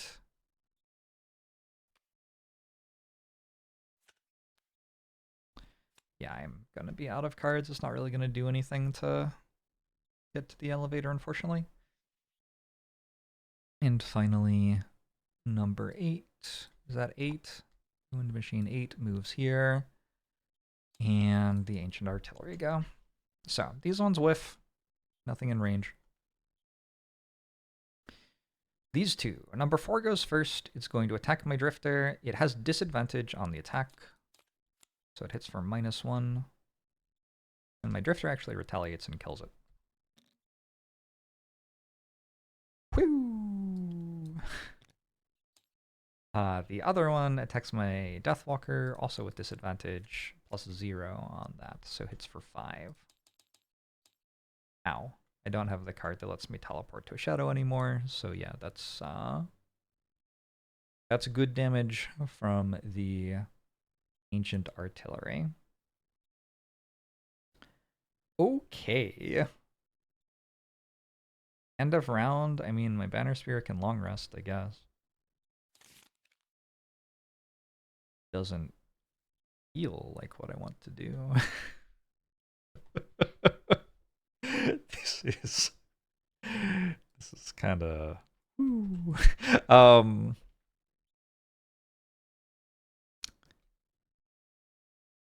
the thing is, if I short rest, I'm just done. I guess that's fine. I guess I'm just done. So we'll wait. There are 4 cards here. Oh, I thought there were only 2. Okay, okay. There's still a chance. We lose Rallying Cry. And I'm going to go for a 21 initiative move 4, which unfortunately isn't far enough to actually get onto the platform. Yeah. I also need to short rest with my Deathwalker, I believe.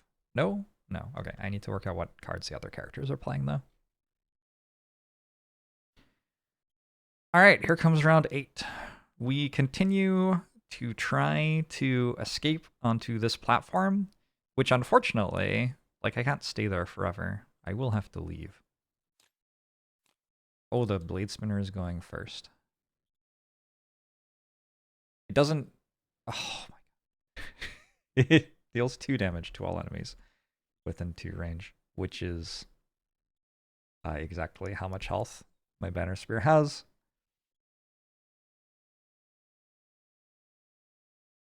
And I don't really feel like I missed a whole lot of situations where I could have made that not the case.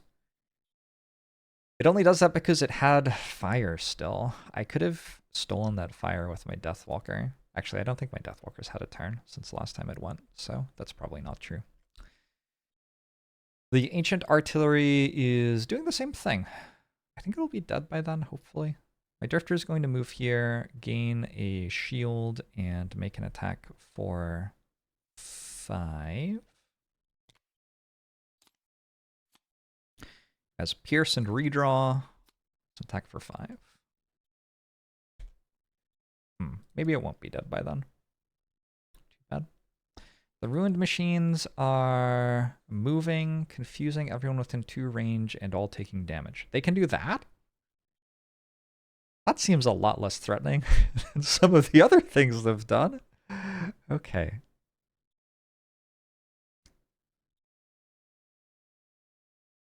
Well, my Banner Spear has a move for 4 and a throw and attack for 3.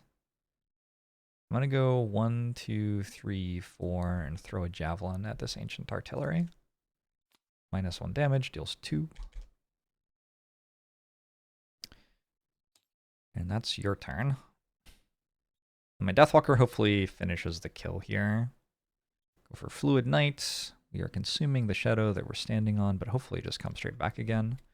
+1 damage and a curse. Unfortunately, it dies before the curse happens, so it doesn't get cursed. So that is a kill on that cannon.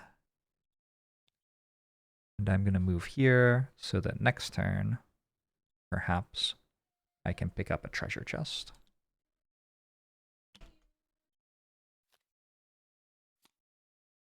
This 1 coin.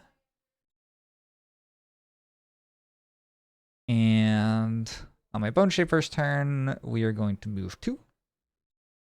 We are going to take 2 damage, gain an experience, and summon a skeleton. It does feel like my Bone Shaper is a lot stronger when I actually have summons in play.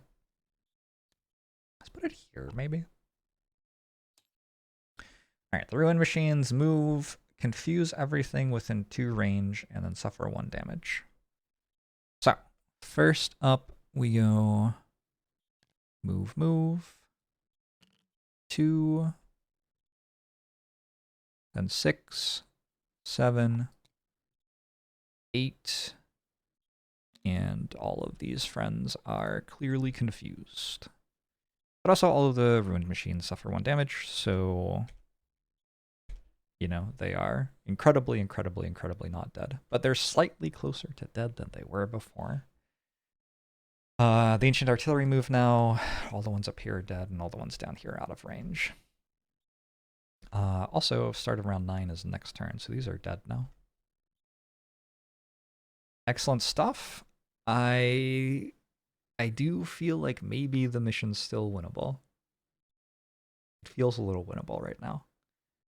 Maybe I can trick enemies into jumping onto this elevator and then jump off the elevator, but leave the enemies on it.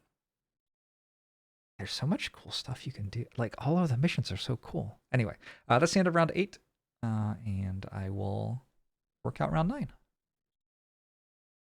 All right, I just stepped away for a bit, so trying to pick up where we left off. I believe everything's going to hell, right? That's my general understanding of the situation. I have some cards.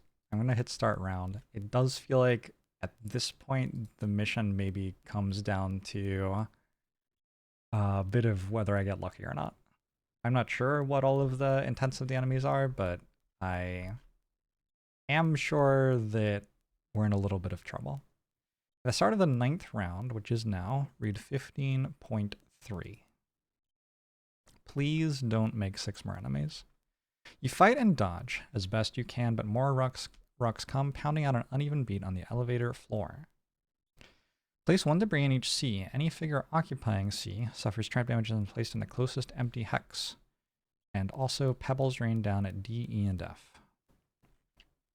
So, where's C? There. Is there another one? Actually, this has all of them there and there. The answer is no. We placed debris there. And then it said D, E, and F. D, E, and F are now having debris, and at the start of the 12th round, they will presumably... Well, Either there will be even more enemies or there will be debris or something. The ancient artillery are gone though. So that at least is nice. All right. And the flaming blade spinner really hasn't been that threatening so far. It's been doing quite a lot of like just spinning around, not killing anything. Ruined machines. If the move ability was performed, it suffers 1 damage. They are going before my Bone Shaper is. And obviously before my Banner Spear as well. That is 48 health worth of thing, and that is another 15. So that is 63 health worth of thing for me to get through. I don't know that I have quite that many cards, just like total. So I don't think I get to prioritize loot here. I'm gonna bring my Drifter forward, and we're using dual bow, which is gonna hit this one and this one for 2 damage each. We'll do the one on the left first, +0. And then the one on the right, +1. Alright. Well, we got started. Now, things presumably go badly. So this would like to attack my Skeleton. We'll walk up and do that. +0 on an attack for 3. It does take 1 damage for moving, but then it kills the skeleton. My Bone Shaper is not wearing Warden's robes. Warden's robes would have been a lot better than what I have right now. Turns out. Oh well. That's number 2. Number 6 then doesn't have to move, just makes an attack, +1. That forces me to burn a card. Yeah, that forces me to burn a card. Transfer of Essence is gone. Then, number 7 attacks my Banner Spear. -1 still forces me to burn a card. And I only have 2 cards there, so I'm going to have to lose one to rest, and Banner Spear is dead. And number 8 moves here and attacks Bone Shaper. Oh, that is a fortunate crit.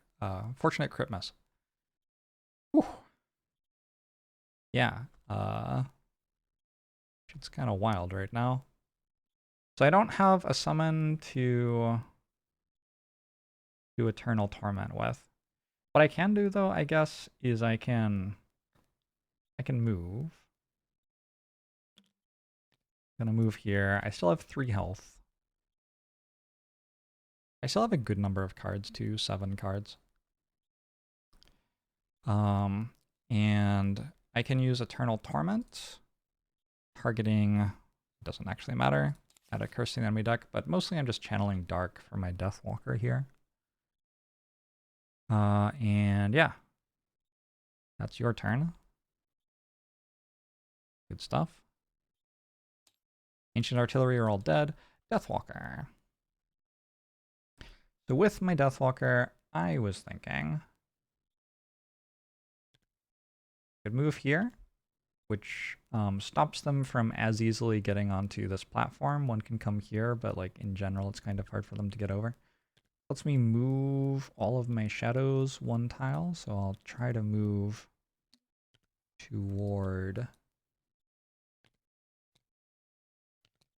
where all the enemies are. Do I have any other shadows other than the one I'm standing on top of? Looks like no. I think I'll leave this one here. And then with Wave of Anguish done, I still haven't used a basic action, by the way.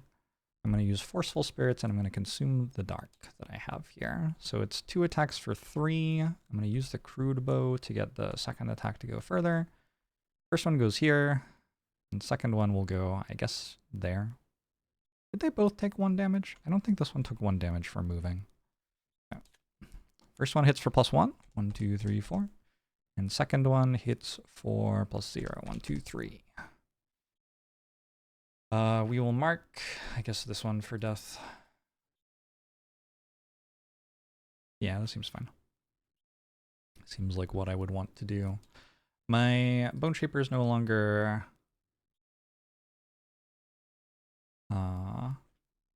Confused, and my banner spear is dead. Well, exhausted. They're exhausted in this game. We're doing fine. We might be doing fine. Maybe we're not doing fine. I don't know. We're down to 3 characters though. It is the end of round 9. The earliest that the mission can end is round 10. Sorry, round 12. If all the enemies are dead on round 12, I win. You know what I'm wondering right now is if I move backwards, so all of these can walk onto the platform, and then at the start of round 12, the platform dies. We all take trap damage and get placed here. All of the enemies would die if that happened. I think still probably not a great solution, though.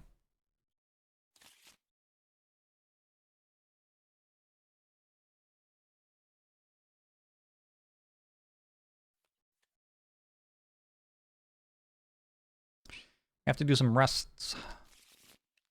We will get a Bone Shaper short rest, I think. Can I lose another skeleton? Next 3 sources of damage, you negate the damage. It's like kind of a good card. Let me make sure that I can actually lose that. I do need to have some sort of summon. 1 summon. I think that's okay. I think that's fine. I'll go for 1 summon. And then my Deathwalker also wants to rest. Again, we're gonna short rest, I think. This should be tapped, not flipped. I'm losing Forceful Spirits. It was kind of good last turn. I think I'm gonna say I'm okay with it, but I don't love it. I think there are other ones that are even more important. So largely what I'm trying to get done here is I'm trying to get a lot of shadows onto the map so I can have a big wave of anguish with my Deathwalker. Which is easier said than done, I think. In fact, I think this turn I am perhaps netting -1 shadow. But hey, we're trying. All right. Anyway, I'll start the round and we'll see what our enemies are doing. The Blade Spinner is moving, attacking, and strengthening itself. Its movement isn't too high though, 3. So it will move probably onto this difficult terrain. And then the Ruin Machines are just going to move and attack, which is not great for us because they're not dealing themselves damage, but it's also definitely not the worst thing in the world for us because they can't actually hit me here. So I'm going to go...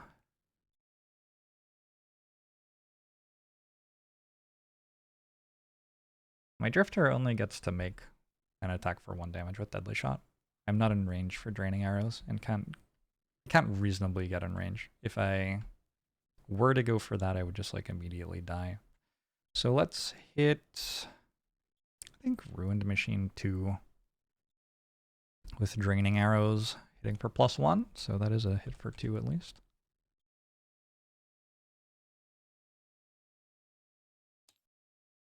And my Deathwalker goes, and we're going to use Fluid Knight to consume this shadow, create darkness, create an experience, and hit this for 5 +1. +0. I am marking it for death as well. Means this one isn't marked for death. Consumes the shadow, and then I'm using the bottom half of Restless Spirits, my new card, as of level 3. I'm going to move this shadow 4 hexes, kill this, and I will channel a new shadow on account of that enemy being dead. So these have 2 movement only. Interesting. So I could like put it here, and these 2 would move up here. I don't really want them to move up though. Yeah, I think I'm good with stopping them from moving. So the way that I stop them from moving is that's my Deathwalker's turn, I believe. Yeah, I got another experience. Did I get another experience? Deathwalker gained experience? I did not. Okay. The way I stopped them from moving is... Oh, an enemy has died this round. This is a heal for 2. That's actually huge. And then I immediately take 2 damage for Damned Horde. I'm going to summon a skeleton right here. And now there's no tile where they can melee attack me from that they can move to. Which means that when they try to move, they just don't have a target for their move, and so they don't. I believe this still strengthens itself and channels fire. But the ruined machines, I believe, just stand still now, which works great for me. And that is the end of round 10. What are these standing on? E? So that one will probably die to falling debris. Okay, round 11.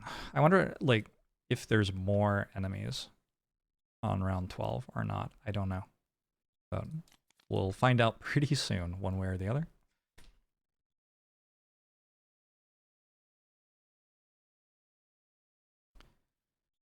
I think since my Drifter isn't an outstanding ranged attacker anyway, and could really use the extra health that I'm getting out of a rest, I'm going to go for a long rest on my Drifter. Okay, depending on what enemies do this round and how quickly they do it, I may be attempting to move back here. Well, actually, hold on. I've just remembered, this is round 11. At the start of next round, the platform I'm on will disappear. Okay, I thought I had one more round than that. Well, maybe let me rethink what I'm doing then. Like, it kind of seems like my Drifter should short rest then, doesn't it? Yeah, okay. Let me rethink. I guess I'm short resting with my Drifter instead. Drifter got woken up by their own snoring. Nice. We're losing bloodletting again. I'm just going to lose that this time. I'm not going to have that many more +2 damage on melee attacks. The scariest enemy is immune to wounds. So I want to go really slowly. But I would like to get off this platform that's about to collapse, I guess.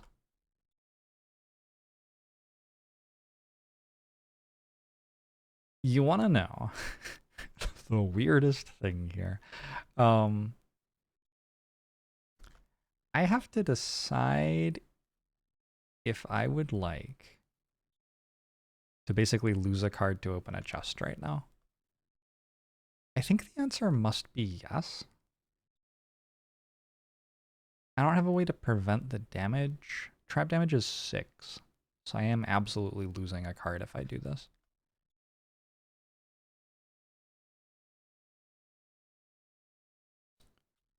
If I could move the skeleton...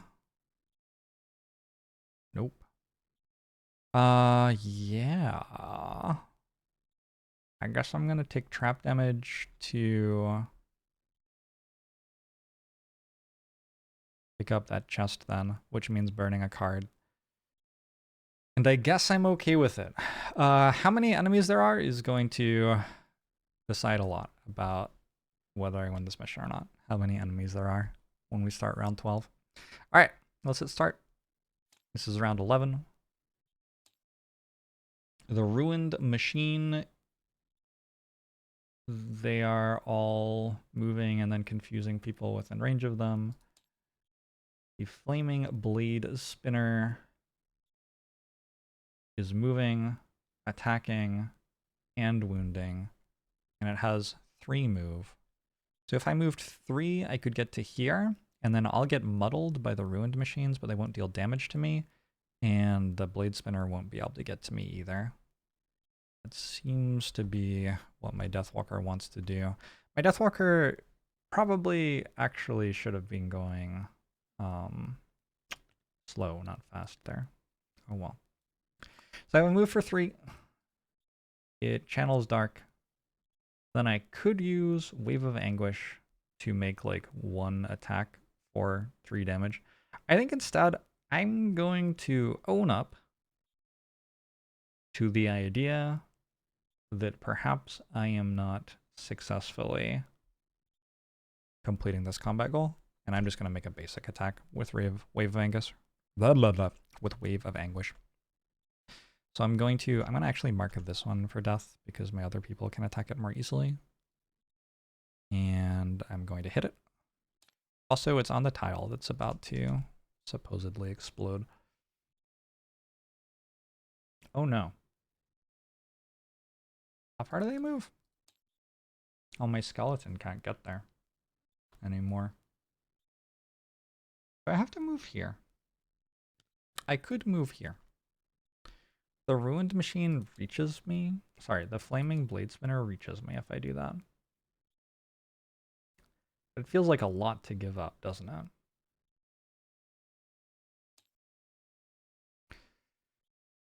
So I like lose a card, but I keep my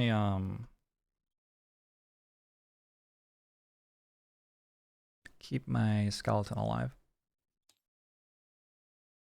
I'm going to use Circlet of Elements.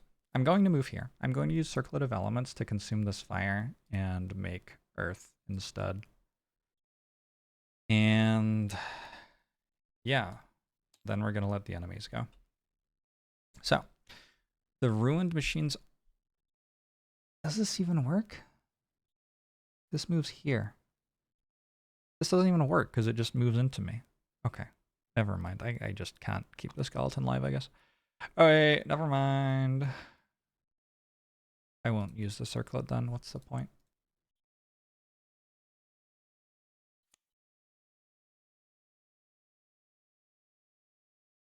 The stone skin potion I could use at some point.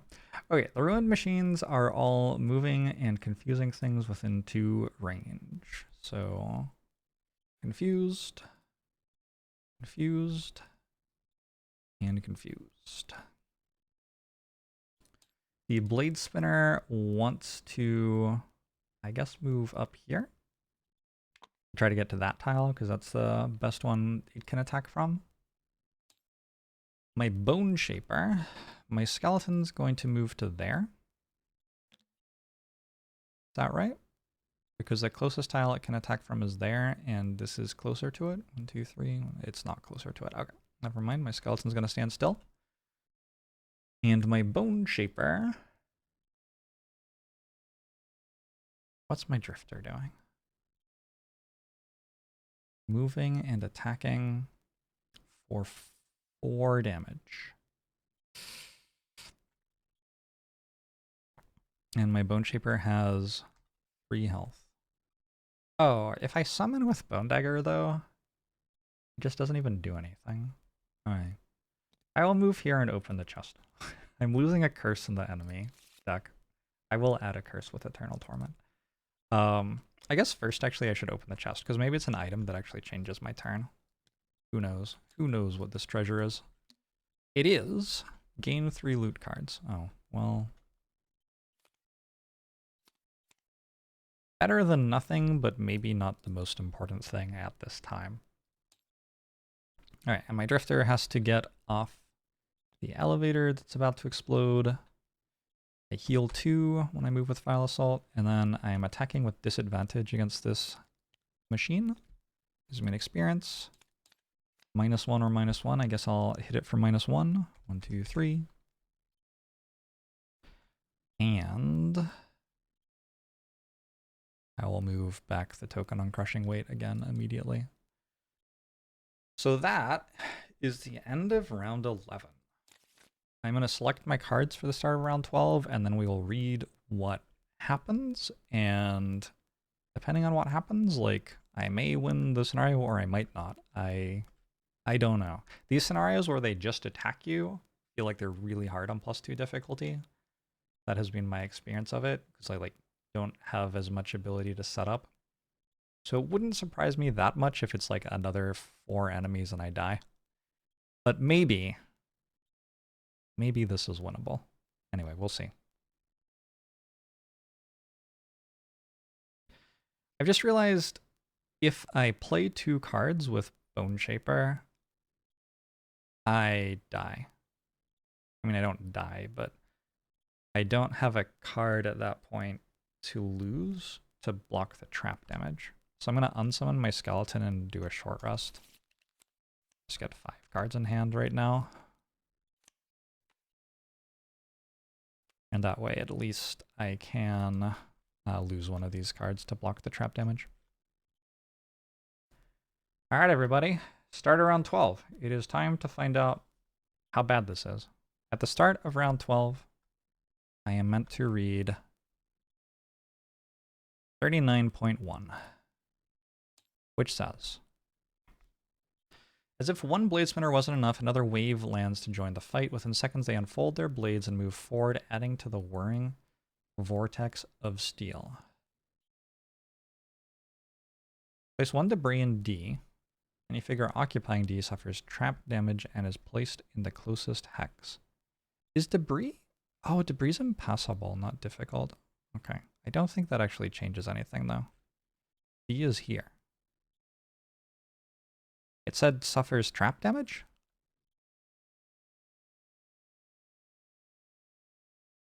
Okay. I've been using difficult terrain. I don't think anyone's actually walked on it yet. Maybe somebody has. My bad if so. I'm just going to keep on using difficult terrain and we'll just remember that it's actually impassable. Okay, so that killed one of them. Not the one I had marked for death, because I thought this was the one that was dying, but I guess it's not. What else? Spawn a flaming blade spinner at both E and F. Any figure occupying E or F suffers trap damage and is placed in the closest empty hex. Okay. One there and one there. So this does suffer trap damage. 1, 2, 3, 4, 5, 6. And we can place it, I guess, here. And then we spawn a flaming blade spinner. And then we spawn one here as well. And then my bone shaper also takes trap damage and goes, I think, to here? Honestly, maybe it's to like here. I'm not sure. Oh god. That's it though. That's it. From now on, this is a pitched battle. I don't have much left, but I don't have 0 left. Like it is possible that we get out of it. 1, 2, 3, 4, 5. The blade spinners, when landing, did some pretty good damage to the enemies, so that's nice.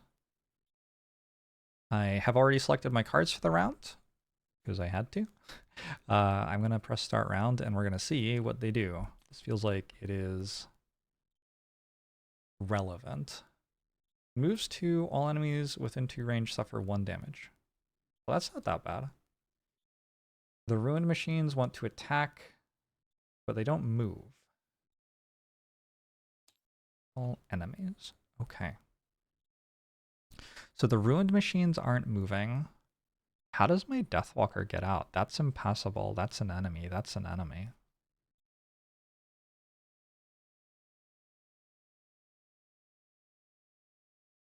I don't have teleportation.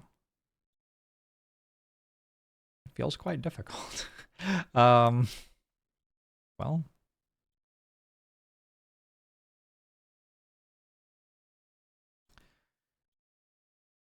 So I was going to use Shockwave with my Drifter to have shield here. But it feels a lot less relevant than I thought it was going to. Does my Deathwalker have a card to lose? No. Oh god. I can use Stoneskin Potion during your turn. That makes it so I take half damage from the next attack. Okay. Have to remember to do that. Bone Shaper can teleport somewhere. Oh, they also have Retaliate 4. I forgot about that part.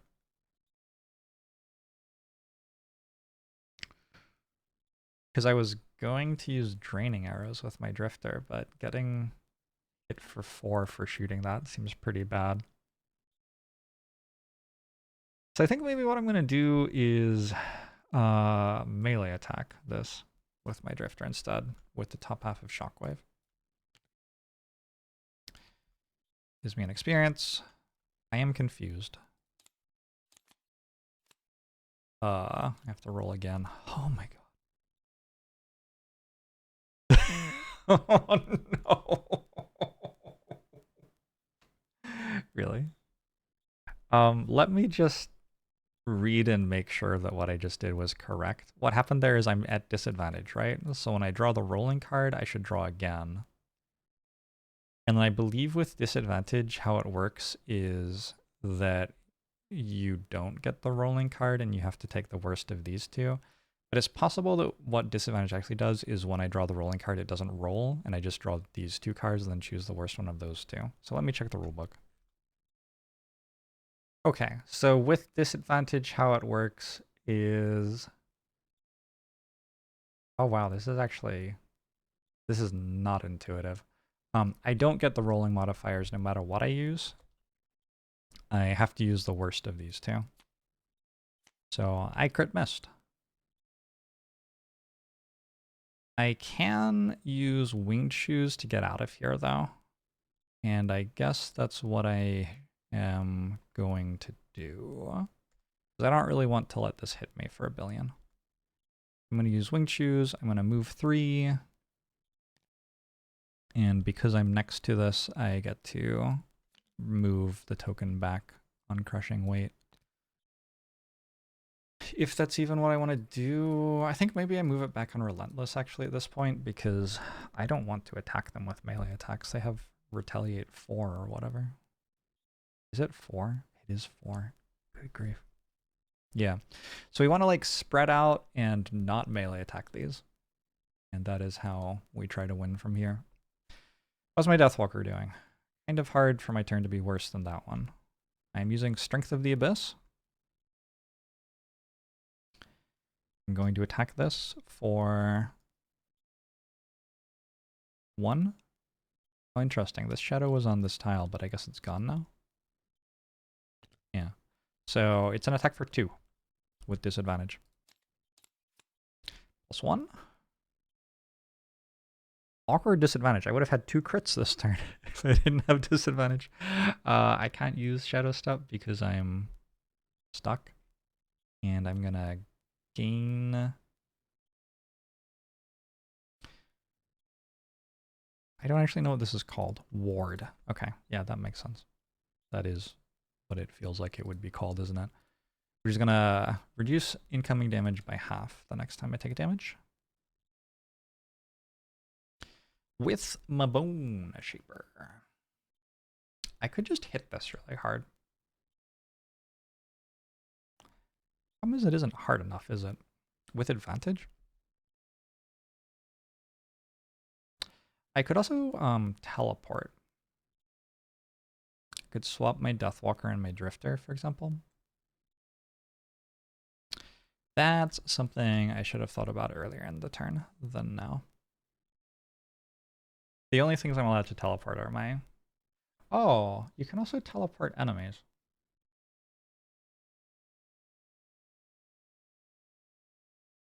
Okay, I'm not going to use Ward then. Let's swap these two. And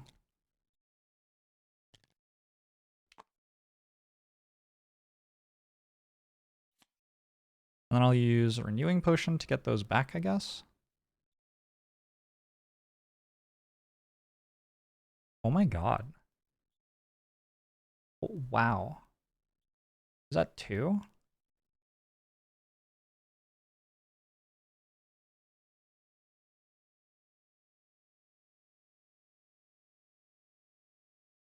Let's teleport. Let's teleport here. I'm going to hit it with the bottom half of Bone Dagger. So it is, it's marked by my Deathwalker and it's marked by my Bone Shaper now.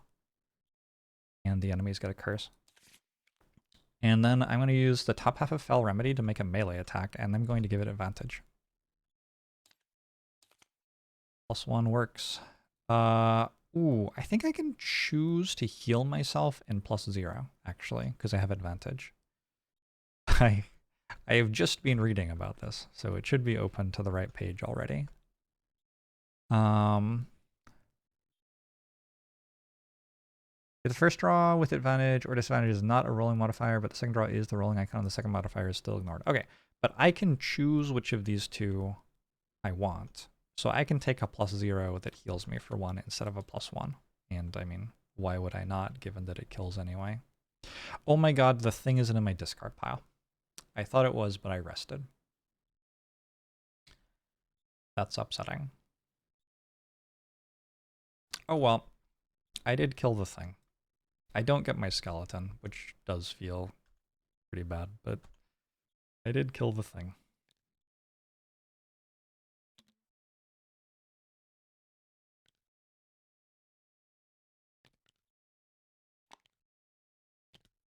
How am I going to kill 3 flaming blade spinners, though? No idea. The ruined machines are attacking without moving.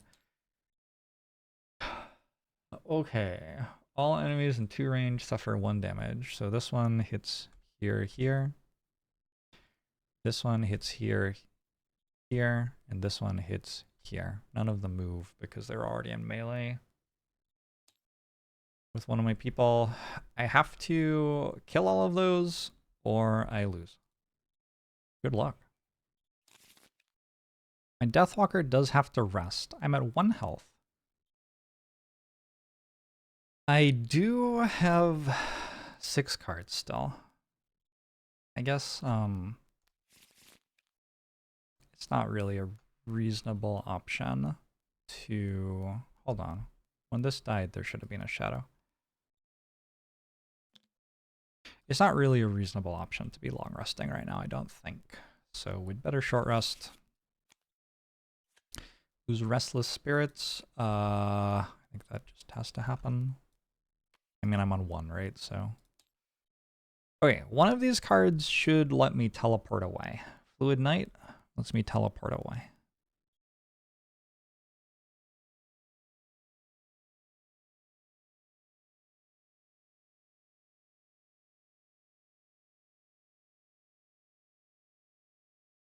Although specifically I get to teleport away like after I've taken damage.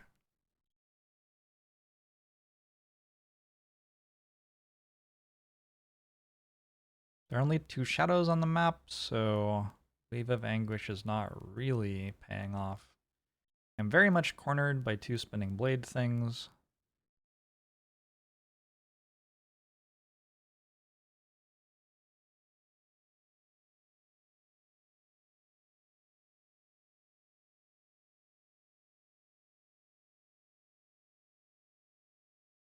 I said teleport to a hex with a shadow. I'm going to put a shadow there, and I'm going to use the bottom half of Fluid Knight and the top half of Call of Doom, probably. And that does, like, just barely leave me with a turn next turn.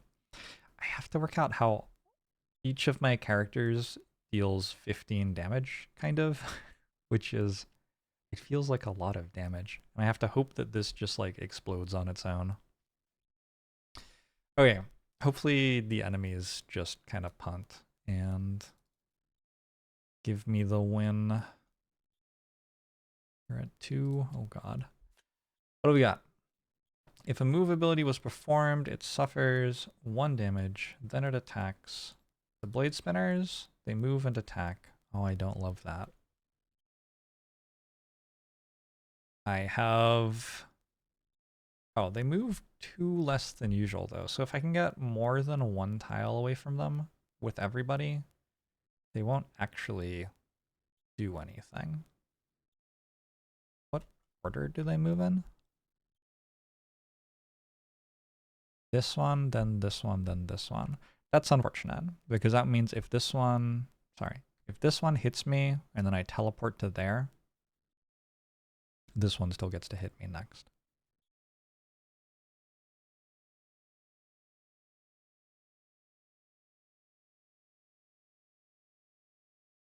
Maybe it'll crit miss. I guess that's my play. Alright. My Deathwalker goes first.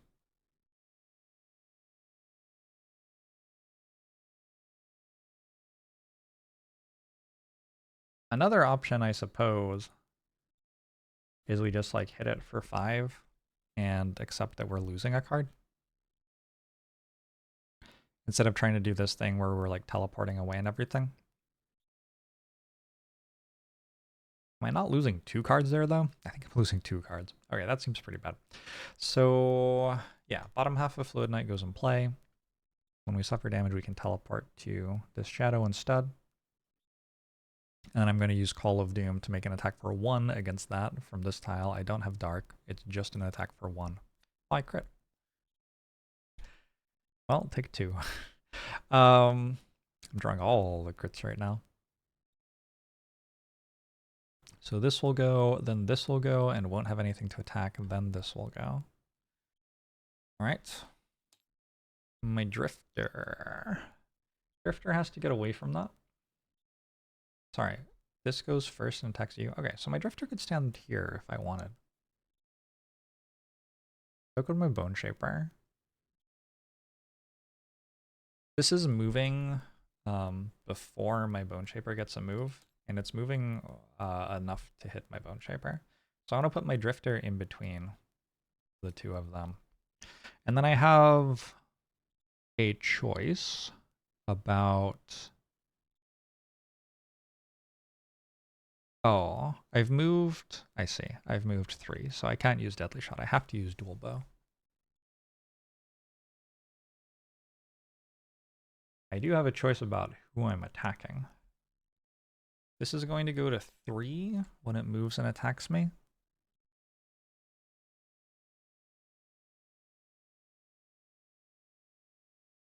I think attacking it probably is a good idea. All right, so we'll attack the Ruined Machine +1. That's dead. Going to hit me first. And then I will also attack Flaming Blade Spinner 6, which is the one that's closest to dead. I'll heal myself for 1. And deal 2 damage. At 9. That's actually kind of healthy. And I have 7 cards. Resting next turn. Yeah, it might be doable actually. It's going to be really close. So the Ruined Machine is going to move. Takes 1 damage. It is going to attack for 3. +1 is 4. Ow. And it's going to get retaliated against and die.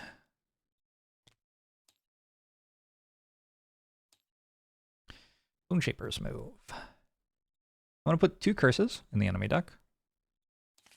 At the bottom half of Damned Horde. I would love to summon a skeleton, but I have 2 HP, so I really can't. I'm going to use Decaying Will to poison someone. This is at 11. At 15. This is at 15. I'll poison this one that's at 15. Feels like a situation where splitting damage a little is less of a big deal than getting as much value as possible out of that poison. And now the Blade Spinners go. So first up, it's number 2. And it attacks my Deathwalker. It's for -1, but that is still 4 damage. So I'm going to teleport to this shadow and remove it. Oh, there was a shadow that I was on. So it's with disadvantage. -2? I mean, yeah, that's still 3 damage, which is still tons. Okay. Yes, shadow is removed. Do I get an experience for that? Often I get experience for removing a shadow. Looks like not this time. Then the rest of the turn, this is going to move toward targets. And this is going to also attack my Deathwalker, unfortunately. Oh. Oh. Oh! That was a curse. There were 5 curses in the monster deck. There are now still 4 after I removed that one. So yeah, those are a bit helpful. It's awkward that they have a move that deals 1 damage to everything within 2 range, because that sure will just straight up kill 2 of my characters. Okay. Looks like we're doing some resting here.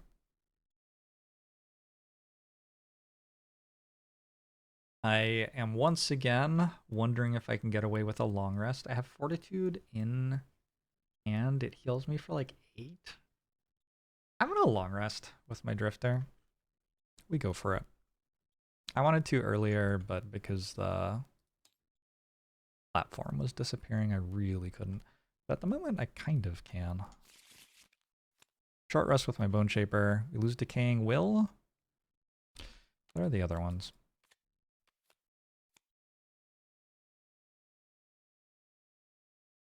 I think I really like the idea of summoning a skeleton here.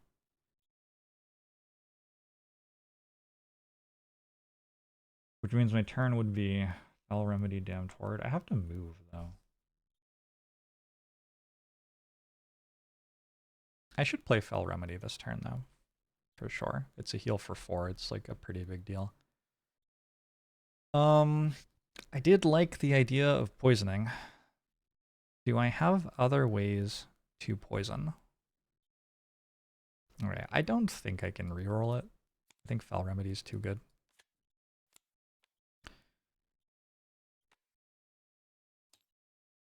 Deathwalker does not need to rest. Deathwalker still has some cards. 5 cards, 4 cards, and 7 cards for my Drifter. Okay, still not happy. But we're down to 3v3. The Blade Spinners are moving and attacking. Oh, but they're only moving 1 again. My Drifter is not able to get out of those attacks.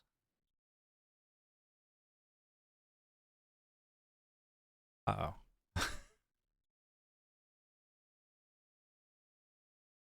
Is there a thing I can do about that? Or are we just kind of... We're both attacking for 5. My Drifter's on 5.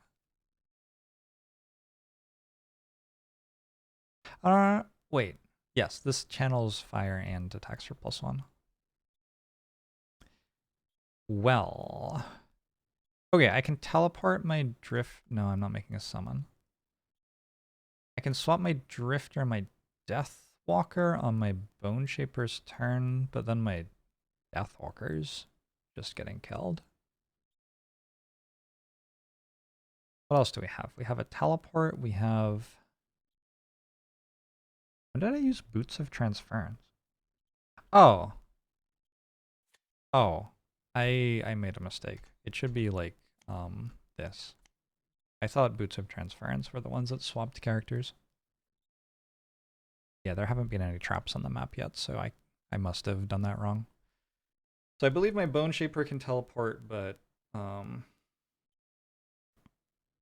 swap anybody's place anymore because I already did that.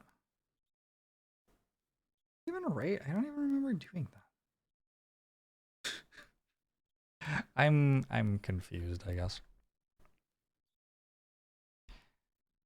Not a huge deal. Maybe a huge deal, but not something I'm going to solve right now.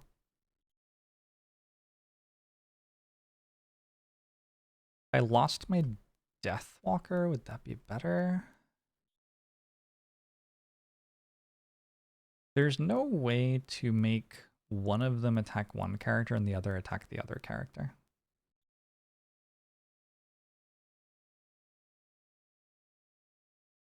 There's no way to stop it from being the case that both of them get an attack.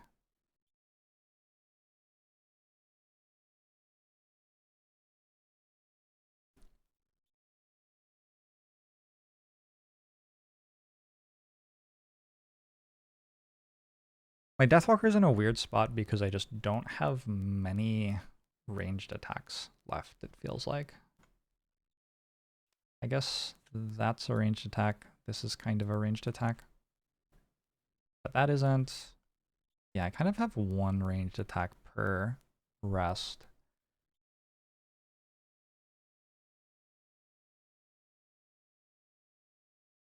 Another issue is I'm letting them move away from my shadows. And like a huge part of what my Deathwalker does in the rest of this fight is just get a good Wave of Anguish off.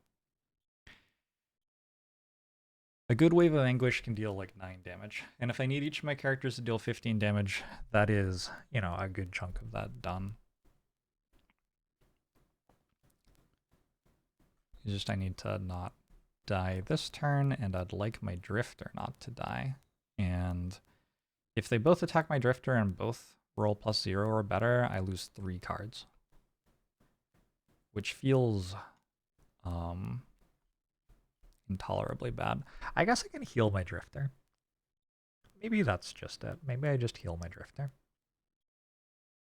I could also heal my Deathwalker and have my Deathwalker stand in a shadow. Is that even true?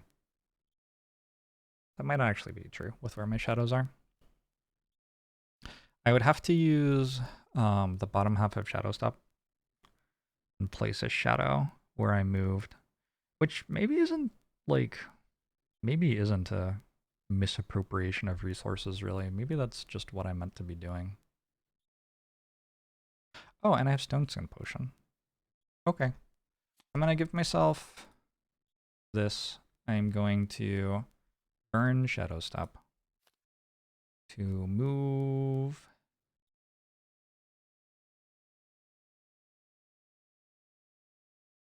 I guess I have to move to here because I don't want them to leave range of Wave of Anguish, which I will probably be playing next turn, it looks like.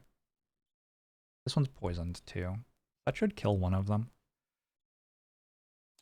If I'm still alive, etc., etc., etc. You know, there's lots of stuff that has to go right. I'm not going to use Wave of Anguish now because I would get retaliated against and die. I have to move away from them and then Wave of Anguish.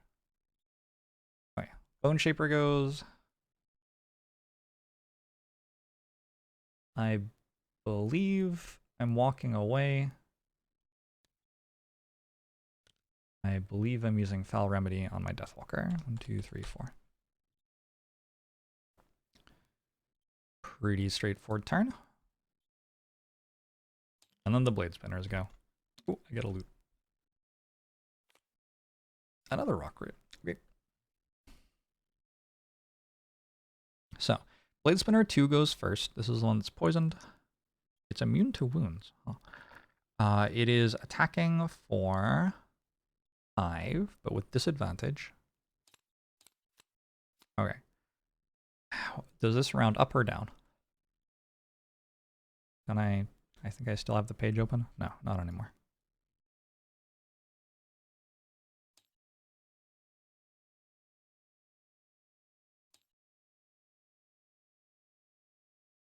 It rounds down. So my Deathwalker takes 2 damage. And Ward is gone. And number 4 attacks. Okay. That's really good because that wasn't just a crit miss. That was the crit miss that gets shuffled back in the deck. That wasn't even one of the curses. So there are still 4 curses in the deck. So there are 5 cards total in 24 that miss. And I drew 4 of them there. So like, it's not that unusual for me to get a crit miss there. This moves here. And my Drifter successfully got to long rest. When I long rest, I get back Amulet of Life, Crude Chain Armor, Protective Scepter, Heavy Sword, and Winged Shoes. And I get to choose... Oh, I guess I get loot. I don't remember when I did that, but I have a loot pouch and I didn't have a loot card, so... Probably recently. There are a lot of loot tokens on the ground, and I haven't been paying that much attention to them because I'm trying not to die, right? Alright, I get to choose which card to lose. Okay, let's actually talk through like all of the options here. Usually I've been working this out off camera, but in this spot it feels worth talking about maybe. So I need to kill these in ways that they can't retaliate against. Draining arrows works. There is a way to make shockwave work for sure. Dual bow works. Deadly shot works. I actually have a lot of good cards against these with my Drifter. I might be able to kite them and get them dead. Question is, what am I losing? I think sustained momentum has to be the loss. It is a melee attack for 4, but like then they retaliate against me for 4. So that seems bad.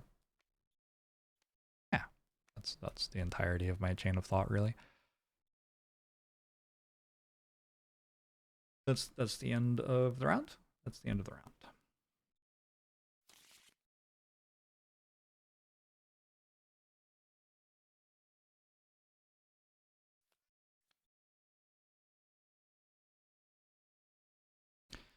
I am grabbing a short rest with my Deathwalker. My Deathwalker is down to 3 cards. Fluid Knight. I can't really reroll that because Wave of Anguish is in here. On the other hand, it is kind of one of the only cards I care about. All of Doom. I don't have Dark.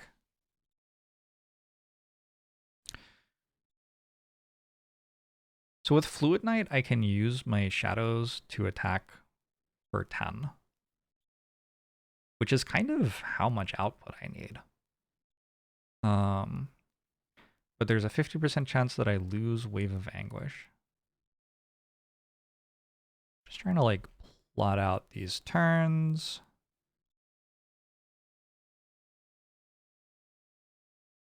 Could go bottom half of Strength of the Abyss, top half of Fluid Knight, and just hit for 7.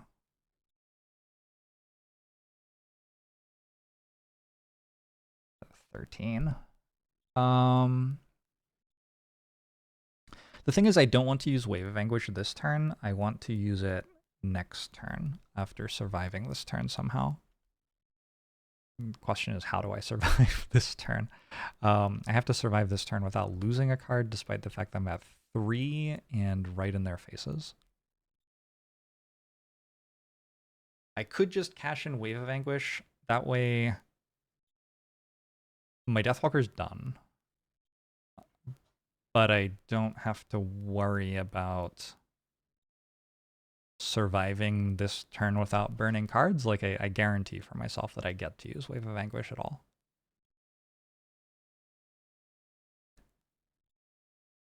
It is a tricky spot. If I Wave of Anguish against this, it's 12 damage.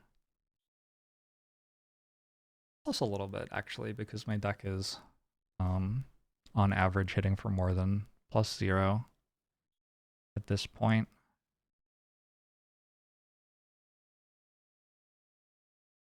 I think I might be down to just go for Wave of Anguish now.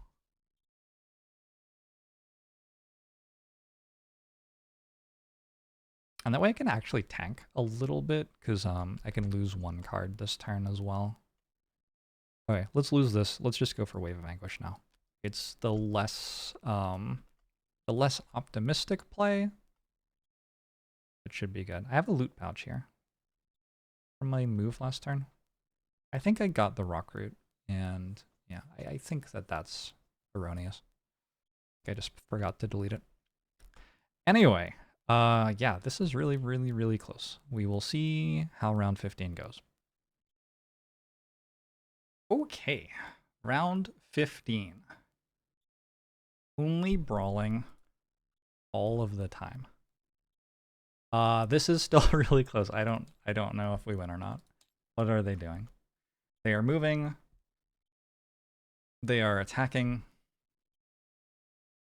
Okay, so a big thing here is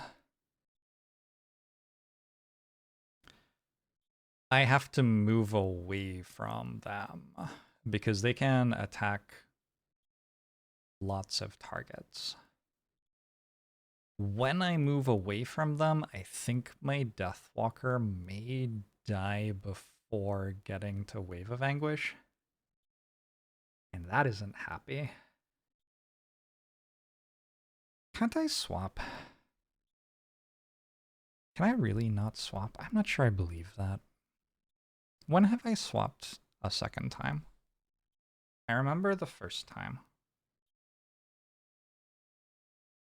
Should I go to the VOD?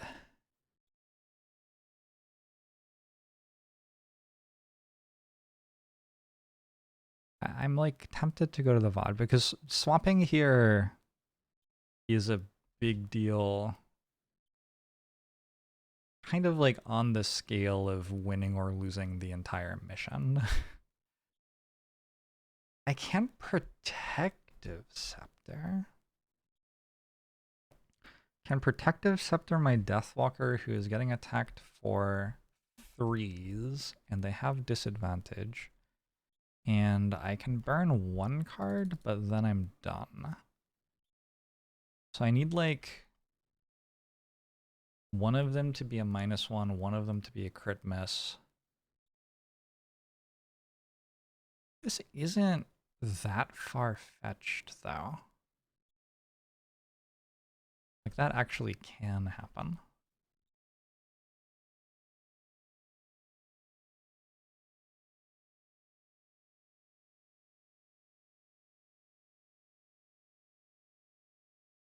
Very unfortunate that my Bone Shaper just isn't taking a turn, basically. Yeah, so like the big problem is that the enemies make 3 attacks. So I can't like pull them off my Deathwalker. Also, for what it's worth, I could have gone at 32 initiative, which would have been faster by 1.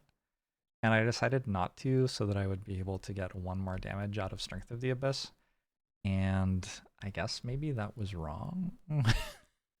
It sort of feels like it was wrong right now. Another thing I can do is I can move my Drifter in here. It picks up 2 loot pouches. And that way this attacks my Drifter, who is at 7 health. So that'll be okay. And about to be 9 health actually off Vile Assault. And then only 1 of them attacks my Deathwalker. Well, only 2 of them attack my Deathwalker. But I can burn a card. So I just need, in 4 cards, 1 crit miss or -1. I think that has to be what I do. Okay. So my Drifter goes here. Heals 2. Do I want to Protective Scepter? They're attacking for 3. I don't think I do. Oh, let's heal 1 as well. I think we're saving Protective Scepter for our Bone Shaper at some point. Or a Skeleton. I don't think I'm using it on my Deathwalker. I think I'm just trusting that my Deathwalker survives. Also, before I move, actually, I have to make the Draining Arrows attack, because if I do it afterwards, well, everyone will die already. My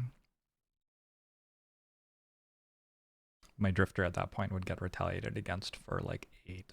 So yeah, that seems pretty bad. Okay, so before I move, I'm going to Draining Arrows these 2. I can't reach that one, but this one I can hit. It does hit for 1 because it is poisoned. And then the other one I can hit. So redraw for 1 as well. Okay. Bone Shaper's turn isn't very good. Oh, loot. Huge. Coins. Love that. Oh, more coins.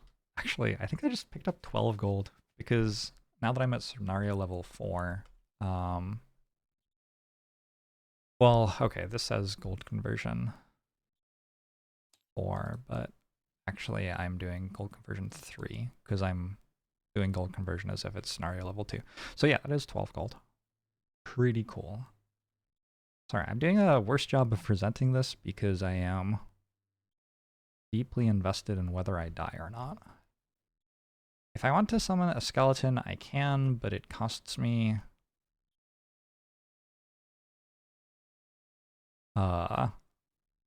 yeah, I can't. Okay. I think I just put a curse into a deck then. And that's my Bone Shaper's turn. Certainly not the best turn. Now the Blade Spinners go. This is where we find out. So first, number 2, I'll do the attack on the Drifter first. They can attack 3 targets. +1 with disadvantage. Ouch. Next, it's attack on the Deathwalker. Crit miss. Good. Now number 4, actually, it's already not an issue. That also crit miss. Okay, well, my Deathwalker is just at full health. Now number 6, attacking my Drifter. This is not with disadvantage, but it is a -2. So that only hits for 1. Not bad. Not bad. I kind of feel bad that I didn't go for more right now, actually. But, I mean, probably that's fine. So my plan here was I use the bottom half of this. Once during each of your move and attack abilities, you can remove a shadow within 3 range to gain an experience and add +2 damage to one of your attacks. I don't actually even think I'm allowed to do that during Wave of Anguish's resolution. I've just realized I'm pretty sure that's not even allowed. So so instead I'm just gonna move here.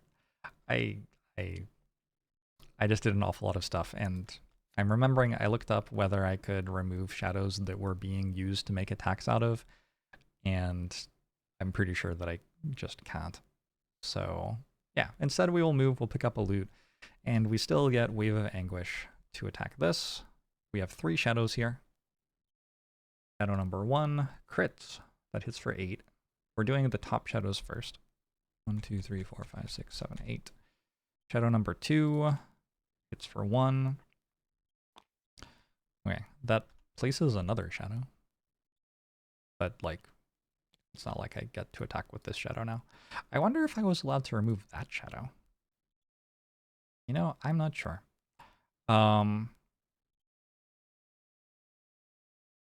Yeah, I should have attacked with this one, and now I attack with this one on that. Is how it will work. It hits for 3. My Deathwalker spends this card, gets an experience, and I'm going to long rest next turn. Oh, also, I will turn...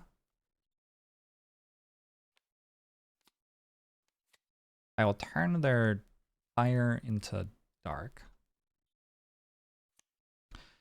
And I'm going to long rest next turn. Also, by the way, that takes 2 retaliation damage, and the other one also took 2 retaliation damage, which didn't matter, but does matter for how many ticks are left on this. Yeah, so I'm going to long rest next turn, and basically I can tank a hit, and then my Deathwalker is done. I do get 1 more loot. Ooh, that's a lot of coins.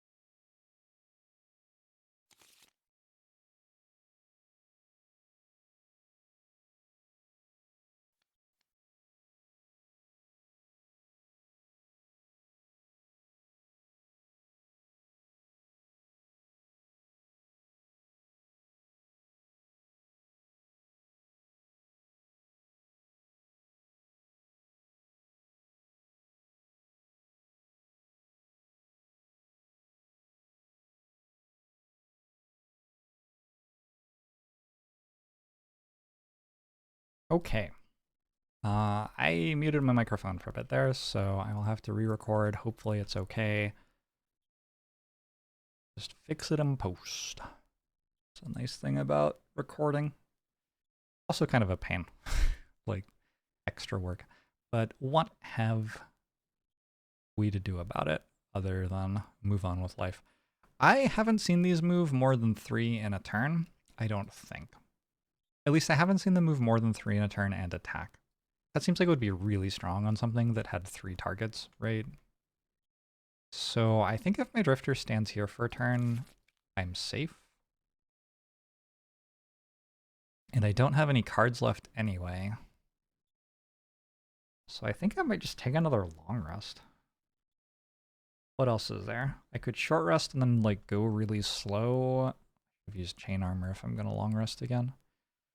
I could short rest and try to go very slowly and use ranged attacks. But I'm actually kind of bad at moving slowly. My slowest initiative at the moment is 32. I have a deadly shot.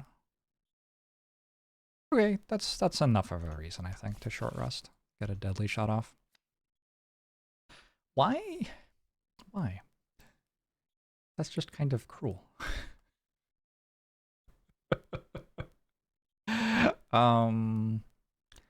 I don't think actually that I can afford to lose my double ranged attack. One of them is poisoned already and the other is only at 6. I guess I'm okay with losing it. It does mean I don't know what I'm doing this turn. This is now a 1v2. We are down to the wire. I think it's probably fine to play Vile Assault and Dual Bow, and if I can't move forward to make the attacks for some reason, we will just have to work something out. I could also use Shockwave and Dual. No, I'd rather have Shockwave later when I'm more likely to get hit, I guess. Okay, let's go for it. If I just play Dual Bow like 3 more times, that should actually win. Like, that should be enough. I guess I should have used my Protective Scepter on the Deathwalker that one turn.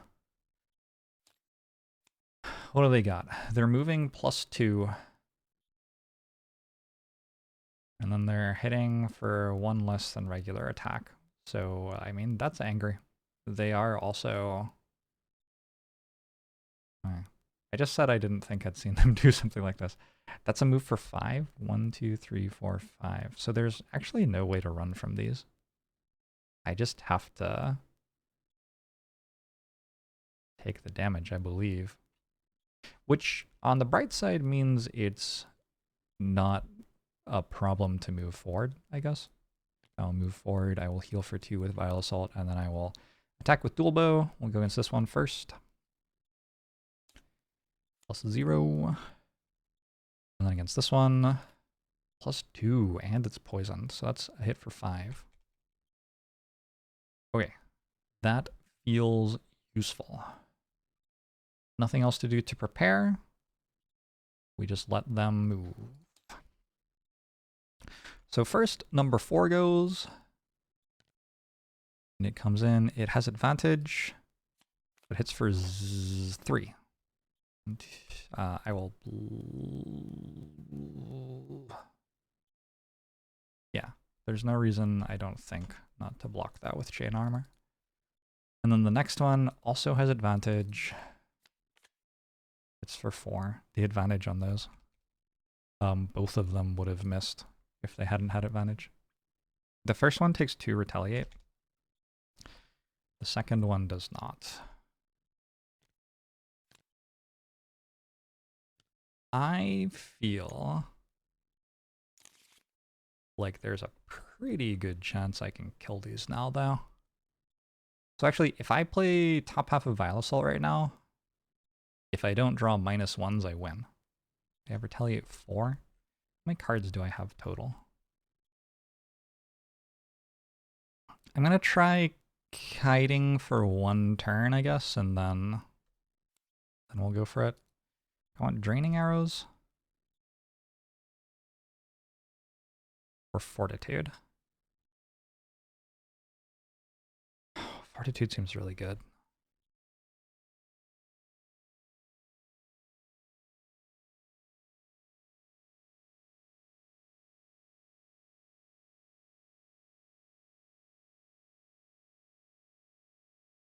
Unfortunately, Fortitude doesn't quite kill either of them. I guess we go Draining Arrows. There are 2 cards here. Okay. I think I'm winning. Oh, I also have a Heavy Sword.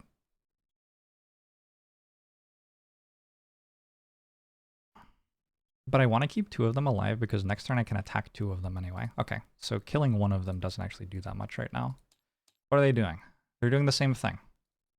They're running at me and hitting me really hard. But this turn I have 1 shield.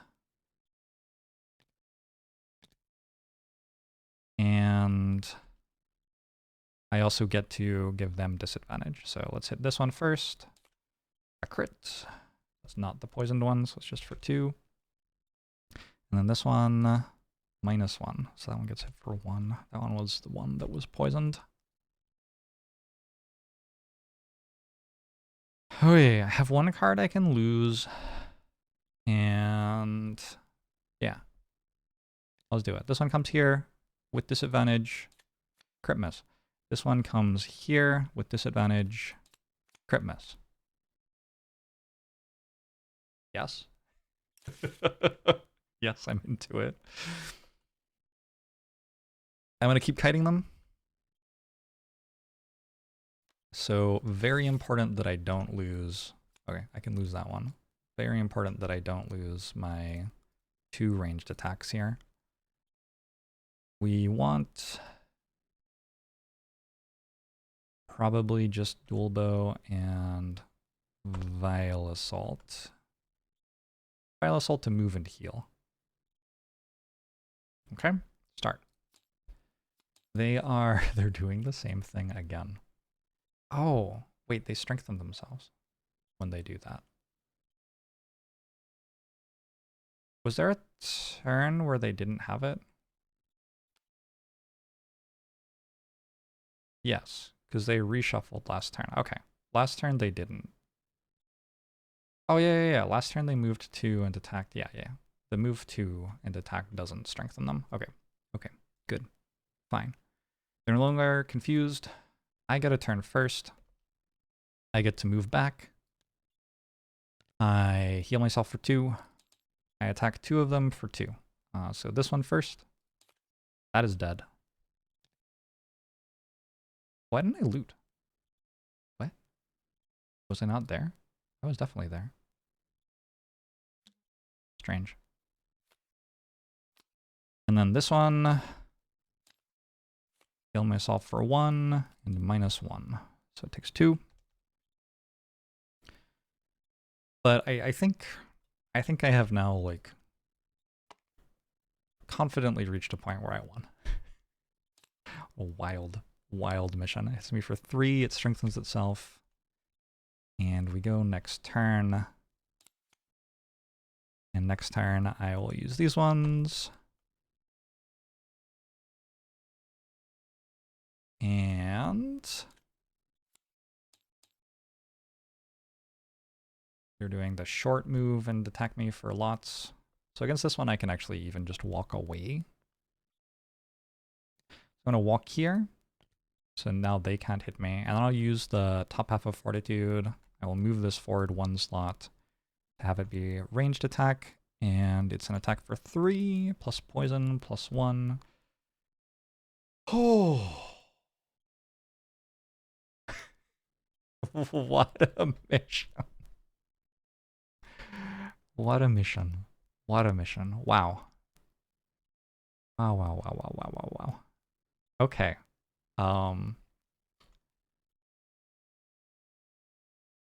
Yeah. Okay. Bent metal and smashed rock lies heaped all around you, and finally the alarm stops. The elevator continues to drop and the walls around you vanish completely, the shaft opening up into a vast yawning blackness. You hang on in immeasurable emptiness, the only sound the creaking of the elevator cords as the platform descends. After a long, sobering gap of time, the platform finally comes to a stop. You step carefully from the elevator and find even more metal, a walkway built in 2 directions. There is little to see in any direction on this metal grating, but far to the right you can make out a single light flashing red. It's a fair distance away, but you're certain it's the same light as the elevator's security system, which means there will be more machines waiting in that direction. You can't go back the way you came, so you have to choose. You can either head straight for the light and fight these defenders head on, or you can head the opposite way, to the left, and see what lies in that direction. Wow. Okay. So next time we are going to either be doing Rusted Tunnels or Quattrel Library. I will have to decide. I am gonna do the end of mission stuff off recording for this because that was a lot. I do want to give myself 5 experience for all characters and an inspiration and place the map overlay sticker though. In order to do that, I think I would click on scenario 1. Also, my game could kind of use a restart, I think. Okay. Scenario 1. I need to give everyone 4 less experience because it overgives experience. Oh, but then we gain 5 experience. Hey, 125. Oh, we need 150. So actually, 150. Everyone gets +1 experience. And we gain an inspiration, which I don't believe I've gained before. Inspiration, if I remember correctly, can be used as any building material to build a structure, or you can cash in 15 of them to complete an additional personal quest when you retire a character. This is my recollection of that. What else did it say I got? Oh, I get to see more stuff on the map. So we've unlocked these. And these all look to be like links to another mission, but it takes a while before it happens. Seems to be what that is telling me. What does a map look like? Oh. Okay. Well, there seems to be quite a lot of stuff underground. Very cool. Hey, thanks for tuning in. This was one of the most wild missions of any like squad-based combat game I've ever played. So that was really cool. And I will see you next time.